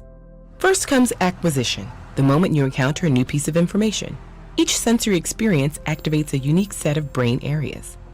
In order to become lasting memories, these sensory experiences have to be consolidated by the hippocampus, influenced by the amygdala, which emphasizes experiences associated with strong emotions. The hippocampus then encodes memories, probably by strengthening the synaptic connections stimulated during the original sensory experience. Once a memory has been encoded, it can be remembered or retrieved later. Memories are stored all over the brain, and it's likely the prefrontal cortex that signals for their retrieval. So how does stress affect each of these stages? In the first 2 stages, moderate stress can actually help experiences enter your memory. Your brain responds to stressful stimuli by releasing hormones known as corticosteroids, which activate a process of threat detection and threat response in the amygdala. The amygdala prompts your hippocampus to consolidate the stress-inducing experience into a memory. Meanwhile, the flood of corticosteroids from stress stimulates your hippocampus, also prompting memory consolidation. But even though some stress can be helpful, extreme and chronic stress can have the opposite effect. And so there's 2 things there. One is smaller projects that have bigger impact and societal impact kind of get ignored. Also, niche technologies that we can build on for future things will not thrive, will go away. A lot of the things that we're reaping the benefit of today was because of the basic scientific research that we funded in the 60s and 70s and 80s. So if we stop doing that kind of funding by the government, after a while, we just won't have anything to build on top of. We'll just be advertising and to each other and connecting with each other on social media, and that's it. And that's not where we want to end up. So there is a role for government in terms of promoting scientific research for both the sake of scientific research and also for commercializing those scientific research. The government is the only entity that can take a slightly longer point of view in terms of these developments. But I think it's good for that to happen, because sometimes good ideas need a little bit of funding before they can become bigger ideas. What makes certain expressions universal? And why are they expressed in these particular ways? Scientists have a lot of theories rooted in our evolutionary history. One is that certain expressions are important for survival. Fear and surprise could signal to others an immediate danger. Studies of humans and some other primates have found that we pay more attention to faces that signal threats over neutral faces, particularly when we're already on high alert. Expressions also could help improve group fitness by communicating our internal states to those around us. Sadness, for example, signals to the group that something's wrong. There's some evidence that expressions might be even more directly linked to our physiology. The fear expression, for instance, could directly improve survival in potentially dangerous situations by letting our eyes absorb more light and our lungs take in more air, preparing us to fight or flee. There's still much research to be done in understanding emotional expression, particularly as we learn more about the inner workings of the brain. But if you ever find yourself among strangers in a strange land, a friendly smile could go a long way. One of our species' trademark expressions is the smile. And smiling is a form of communication. It's not just about how you feel, it's about how you want to make others feel. We use smiles to put each other at ease, to bring people together. So it may seem a little weird that we show off our teeth when we want to be friendly, because teeth are for biting. And many other mammals do bare their teeth as a way to make a threat. Just think about the snarl of a wolf or the open-mouthed display of a baboon. It's a shorthand way of saying, like, back off if you don't want these to go inside of you. It's pretty unusual that our smile evolved as a sign of friendliness, but there may be some clues to why it happened in the behavior of our primate cousins. See, many primates show off their teeth for non-aggressive reasons. For example, rhesus macaques make what's called a silent bared teeth expression as a sign of submission. When a dominant or aggressive opponent is threatening them, they'll show off their teeth as a signal that they don't want any trouble. In other primates, including some macaques and baboons, the same toothy expression shows up when the monkeys are greeting, grooming, and embracing each other. And one of our closest cousins, chimpanzees, show a clear connection between the silent bared teeth expression and social bonding. The more they flash their teeth at each other, the better they get along. If that sounds familiar, it's because it is also true in humans. Smiles make us feel more comfortable with each other. We dream to fulfill our wishes. In the early 1900s, Sigmund Freud proposed that while all of our dreams, including our nightmares, are a collection of images from our daily conscious lives, they also have symbolic meanings, which relate to the fulfillment of our subconscious wishes. Freud theorized that everything we remember when we wake up from a dream is a symbolic representation of our unconscious primitive thoughts, urges, and desires. Freud believed that by analyzing those remembered elements, the unconscious content would be revealed to our conscious mind, and psychological issues stemming from its repression could be addressed and resolved. We dream to remember. To increase performance on certain mental tasks, sleep is good, but dreaming while sleeping is better. In 2010, researchers found that subjects were much better at getting through a complex 3D maze if they had napped and dreamed of the maze prior to their second attempt. In fact, they were up to 10 times better at it than those who only thought of the maze while awake between attempts, and those who napped but did not dream about the maze. Researchers theorize that certain memory processes can happen only when we are asleep, and our dreams are a signal that these processes are taking place. One of the most striking properties about light is that it has color. To understand the phenomenon of color, it helps to think about light as a wave. But before we get to that, let's talk a little bit about waves in general. Imagine you're sitting on a boat on the ocean, watching a cork bob up and down in the water. The first thing you notice about the motion is that it repeats itself. The cork traces the same path over and over again, up and down, up and down. This repetitive, or periodic, motion is characteristic of waves. Then you notice something else. Using a stopwatch, you measure the time it takes for the piece of cork to go from its highest position down to its lowest and then back up again. Suppose this takes 2 seconds. To use the physics jargon, you've measured the period of the waves that the cork is bobbing on. That is, how long it takes a wave to go through its full range of motion once. The same information can be expressed in a different way by calculating the wave's frequency. Frequency, as the name suggests, tells you how frequent the waves are. That is, how many of them go by in 1 second. If you know how many seconds one full wave takes, then it's easy to work out how many waves go by in 1 second. In this case, since each wave takes 2 seconds, the frequency is 0.5 waves per second. So, enough about bobbing corks. What about light and color? If light is a wave, then it must have a frequency, right? Well, yes it does, and it turns out that we already have a name for the frequency of the light that our eyes detect. It's called color. That's right, color is nothing more than a measure of how quickly the light waves are waving. In 2019, a study led by Zurich's Crowther Lab analyzed satellite imagery of the world's existing tree cover.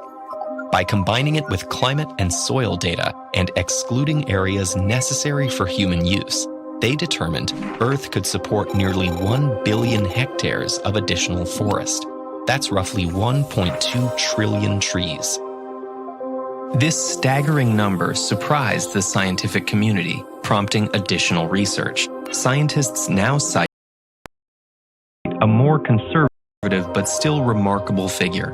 By their revised estimates, these restored ecosystems could capture anywhere from 100 to 200 billion tons of carbon, accounting for over 1/6 of humanity's carbon emissions. More than half of the potential forest canopy for new restoration efforts can be found in just 6 countries, and the study can also provide insight into existing restoration projects, like the Bond Challenge, which aims to restore 350 million hectares of forest by 2030. But this is where it gets complicated. Ecosystems are incredibly complex, and it's unclear whether they're best restored by human intervention. It's possible the right thing to do for certain areas is to simply leave them alone. Many people know that the kangaroo is a marsupial from the family Macropodidae. There are about 69 species of kangaroos in the world. They live in Australia, New Guinea, and the nearby islands. Also, everyone knows that kangaroo females have a special pouch where they carry their cubs. But not everyone knows that a kangaroo has a very short pregnancy term. A baby is born about a month after conception. However, this is not a grown animal ready for life in the outside world. The size of a newborn kangaroo is only a couple of centimeters, and it weighs about a gram. In this embryonic state, the cub makes its way into the pouch, and the tiny kangaroo does not yet have hind legs, so he has to use the front ones. Moreover, the mother does not help him. She only licks the path to the pouch, where the cub immediately starts sucking on a nipple. Well, he doesn't actually suck it, because he's not yet able to. He's too small. Milk is secreted into his mouth with the help of a special muscle. Another peculiar thing about the kangaroo is that it has 4 nipples in its pouch, and each of them secretes a different type of milk. So kangaroos have 4 types of milk depending on the age of the cub. Sometimes a female has 2 cubs of different age at once, and both are still in the pouch. In this case, 2 kinds of milk are secreted. In about 190 days, the cub becomes large and strong enough to climb out of the pouch. At first, he only sticks his head out, and this can continue for several weeks until the cub feels safe enough to get out. He then starts spending more and more time in the outside world, and eventually, in about 235 days, he leaves the pouch for the last time. What is bipolar disorder? The word bipolar means 2 extremes. For the many millions experiencing bipolar disorder around the world, life is split between 2 different realities, elation and depression. Although there are many variations of bipolar disorder, let's consider a couple. Type 1 has extreme highs alongside the lows, while Type 2 involves briefer, less extreme periods of elation, interspersed with long periods of depression. For someone seesawing between emotional states, it can feel impossible to find the balance necessary to lead a healthy life. Type 1's extreme highs are known as manic episodes, and they can make a person range from feeling irritable to invincible. But these euphoric episodes exceed ordinary feelings of joy, causing troubling symptoms like racing thoughts, sleeplessness, rapid speech, impulsive actions, and risky behaviors. Without treatment, these episodes become more frequent, intense, and take longer to subside. How do schools of fish swim in harmony? And how do the tiny cells in your brain give rise to the complex thoughts, memories, and consciousness that are you? Oddly enough, those questions have the same general answer: emergence, or the spontaneous creation of sophisticated behaviors and functions from large groups of simple elements. Like many animals, fish stick together in groups, but that's not just because they enjoy each other's company. It's a matter of survival. Schools of fish exhibit complex swarming behaviors that help them evade hungry predators, while a lone fish is quickly singled out as easy prey. So which brilliant fish leader is the one in charge? Actually, no one is, and everyone is. So what does that mean? While the school of fish is elegantly twisting, turning, and dodging sharks in what looks like deliberate coordination, each individual fish is actually just following 2 basic rules that have nothing to do with the shark. 1, stay close but not too close to your neighbor. And 2, keep swimming. As individuals, the fish are focused on the minutiae of these local interactions. But if enough fish join the group, something remarkable happens. The movement of individual fish is eclipsed by an entirely new entity, the school, which has its own unique set of behaviors. The school isn't controlled by any single fish. It simply emerges if you have enough fish following the right set of local rules. It's like an accident that happens over and over again, allowing fish all across the ocean to reliably avoid predation. The sensation of fullness is set in motion as food moves from your mouth down your esophagus. Once it hits your stomach, it gradually fills the space. That causes the surrounding muscular wall to stretch, expanding slowly like a balloon. A multitude of nerves wrapped intricately around the stomach wall sense the stretching. They communicate with the vagus nerve, up to the brainstem and hypothalamus, the main parts of the brain that control food intake. But that's just one input your brain uses to sense fullness. After all, if you fill your stomach with water, you won't feel full for long. Your brain also takes into account chemical messengers in the form of hormones produced by endocrine cells throughout your digestive system. These respond to the presence of specific nutrients in your gut and bloodstream, which gradually increase as you digest your food. As the hormones seep out, they're swept up by the blood and eventually reach the hypothalamus in the brain. Over 20 gastrointestinal hormones are involved in moderating our appetites. One example is cholecystokinin, which is produced in response to food by cells in the upper small bowel. When it reaches the hypothalamus, it causes a reduction in the feeling of reward you get when you eat food. When that occurs, the sense of being satiated starts to sink in, and you stop eating. There are many theories that attempt to quantify the number of hours, days, and even years of practice that it takes to master a skill. While we don't yet have a magic number, we do know that mastery isn't simply about the amount of hours of practice. It's also the quality and effectiveness of that practice. Effective practice is consistent, intensely focused, and targets content or weaknesses that lie at the edge of one's current abilities.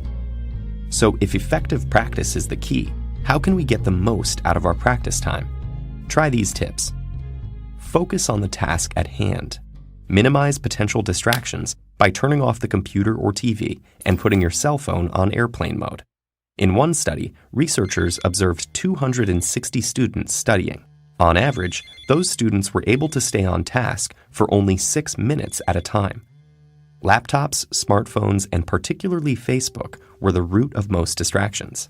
Start out slowly or in slow motion. Coordination is built with repetitions, whether correct or incorrect.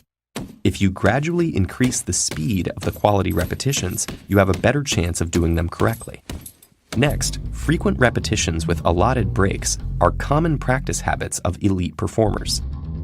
Studies have shown that many top athletes, musicians, and dancers spend 50 to 60 hours per week on activities related to their craft. Many divide their time used for effective practice into multiple daily practice sessions of limited duration. And finally, practice in your brain in vivid detail. Parties have become synonymous with sociability because of certain underlying ideas about what true social connection might require and entail. We assume that sociability naturally springs up when lots of people are put together in a room, that it means speaking a lot and notably cheerfully about things that have been happening in our lives, that it depends on a jokey manner and, ideally, on the possession of a few entertaining anecdotes, often involving striking coincidences. But such assumptions sidestep two sizable objections. Firstly, true sociability, that is, a real connection between two people, is almost never built up via anything cheerful. It is the result of making ourselves vulnerable before another person by revealing some of what is broken, lost, confused, lonely, and in pain within us. We build genuine connections when we dare to exchange thoughts that might leave us open to humiliation and judgment. We make real friends through sharing in an uncensored and frank way a little of the agony and confusion of being alive. Secondly, true sociability requires a context. We are generally under such pressure to appear normal, self-possessed and solid, we are understandably uninclined spontaneously to disclose our true selves. Our default mode is, without anything sinister being meant by this, to lie about who we are and what's really going on in our lives. This suggests that a genuinely social occasion might be rather different from what we typically envisage. At some point in your life, maybe even now, you might wonder whether freelancing is right for you. You'll need a few things to be successful. First, you'll need a skill that's in demand. This can be as universal as driving a car to as specialized as neurosurgery, and it can be in pretty much any field. The more people who want your skill, and the fewer people who have it, the more you can charge for your services. Next, you'll need to transform yourself into an entrepreneur. Before freelancers can do any work, they have to find it. That takes marketing your services, negotiating contracts, building a network of satisfied clients, and a whole set of administrative skills like project management, time management, and accounting. And thirdly, if you can afford it, it's probably a good idea to budget for some benefits for yourself and maybe your family. Freelancers don't automatically get perks that some salaried jobs offer, like paid vacation or sick leave, life insurance, college tuition, or retirement plans. And as Great Britain grew, interest in tea spread around the world. By 1700, tea in Europe sold for 10 times the price of coffee, and the plant was still only grown in China. The tea trade was so lucrative that the world's fastest sailboat, the clipper ship, was born out of intense competition between Western trading companies. All were racing to bring their tea back to Europe first to maximize their profits. At first, Britain paid for all this Chinese tea with silver. When that proved too expensive, they suggested trading tea for another substance, opium. This triggered a public health problem within China, as people became addicted to the drug. Then, in 1839, a Chinese official ordered his men to destroy massive British shipments of opium as a statement against Britain's influence over China. This act triggered the First Opium War between the two nations. Fighting raged up and down the Chinese coast until 1842, when the defeated Qing dynasty ceded the port of Hong Kong to the British and resumed trading on unfavorable terms. The war weakened China's global standing for over a century. Cartoonists are like sponges. They soak up people, places, mannerisms, clothing, and behavior. Sometimes they might jot them down in a little black book that they carry around with them. Other times it is just soaked up into the cartoonist's brain, only to be squeezed out later when she is sitting at her drawing table. Not only does a cartoonist have to be aware of what she is seeing visually, but she has to listen to herself think. In other words, take the incoming information and select it, shape it, and then use it for a cartoon. Now that you have an idea or something you think might be good for a cartoon, it's time to shape it. A cartoon is like a staged play. The cartoonist is playwright, director, stage designer, choreographer, and costume designer. The cartoon has characters, a set, dialogue, even if one line, and a backstory. The characters must be dressed to fit the idea, speak in a way that is natural and forwards the idea, or gives the punchline. Nothing should be in the cartoon that is not absolutely necessary for the advancement of the idea. The image and words have to dance together in a way that makes sense. It can be a graceful dance or an awkward dance, if that is part of the humor or idea. And then the execution. Some cartoonists sketch the idea with pencil, then ink it with pen using a light box. Others visualize the image in their head and draw directly on the paper in pen. This phenomenon of conservation is explained by what we call the first law of thermodynamics, sometimes referred to as the law of energy conservation. The law states energy cannot be created or destroyed. Energy can be described as the ability to do work, where work is the movement of matter when a force is applied to it. A closed system is a system which no matter or energy is allowed to enter or leave. The first law of thermodynamics tells us that the amount of energy within an ecosystem is constant. It doesn't change. An open system, on the other hand, allows stuff to come in and go out. Since most systems are not closed, the laws of energy conservation can be rephrased to say that the change in the internal energy of the system is equal to the difference between the amount of energy coming in minus the amount of energy going out. In other words, the amount of energy in the system can change, but only if it comes from another system or goes to another system. At any rate, systems, whether they're open or closed, do not create or destroy energy. Rather, energy can enter from one system and leave to another.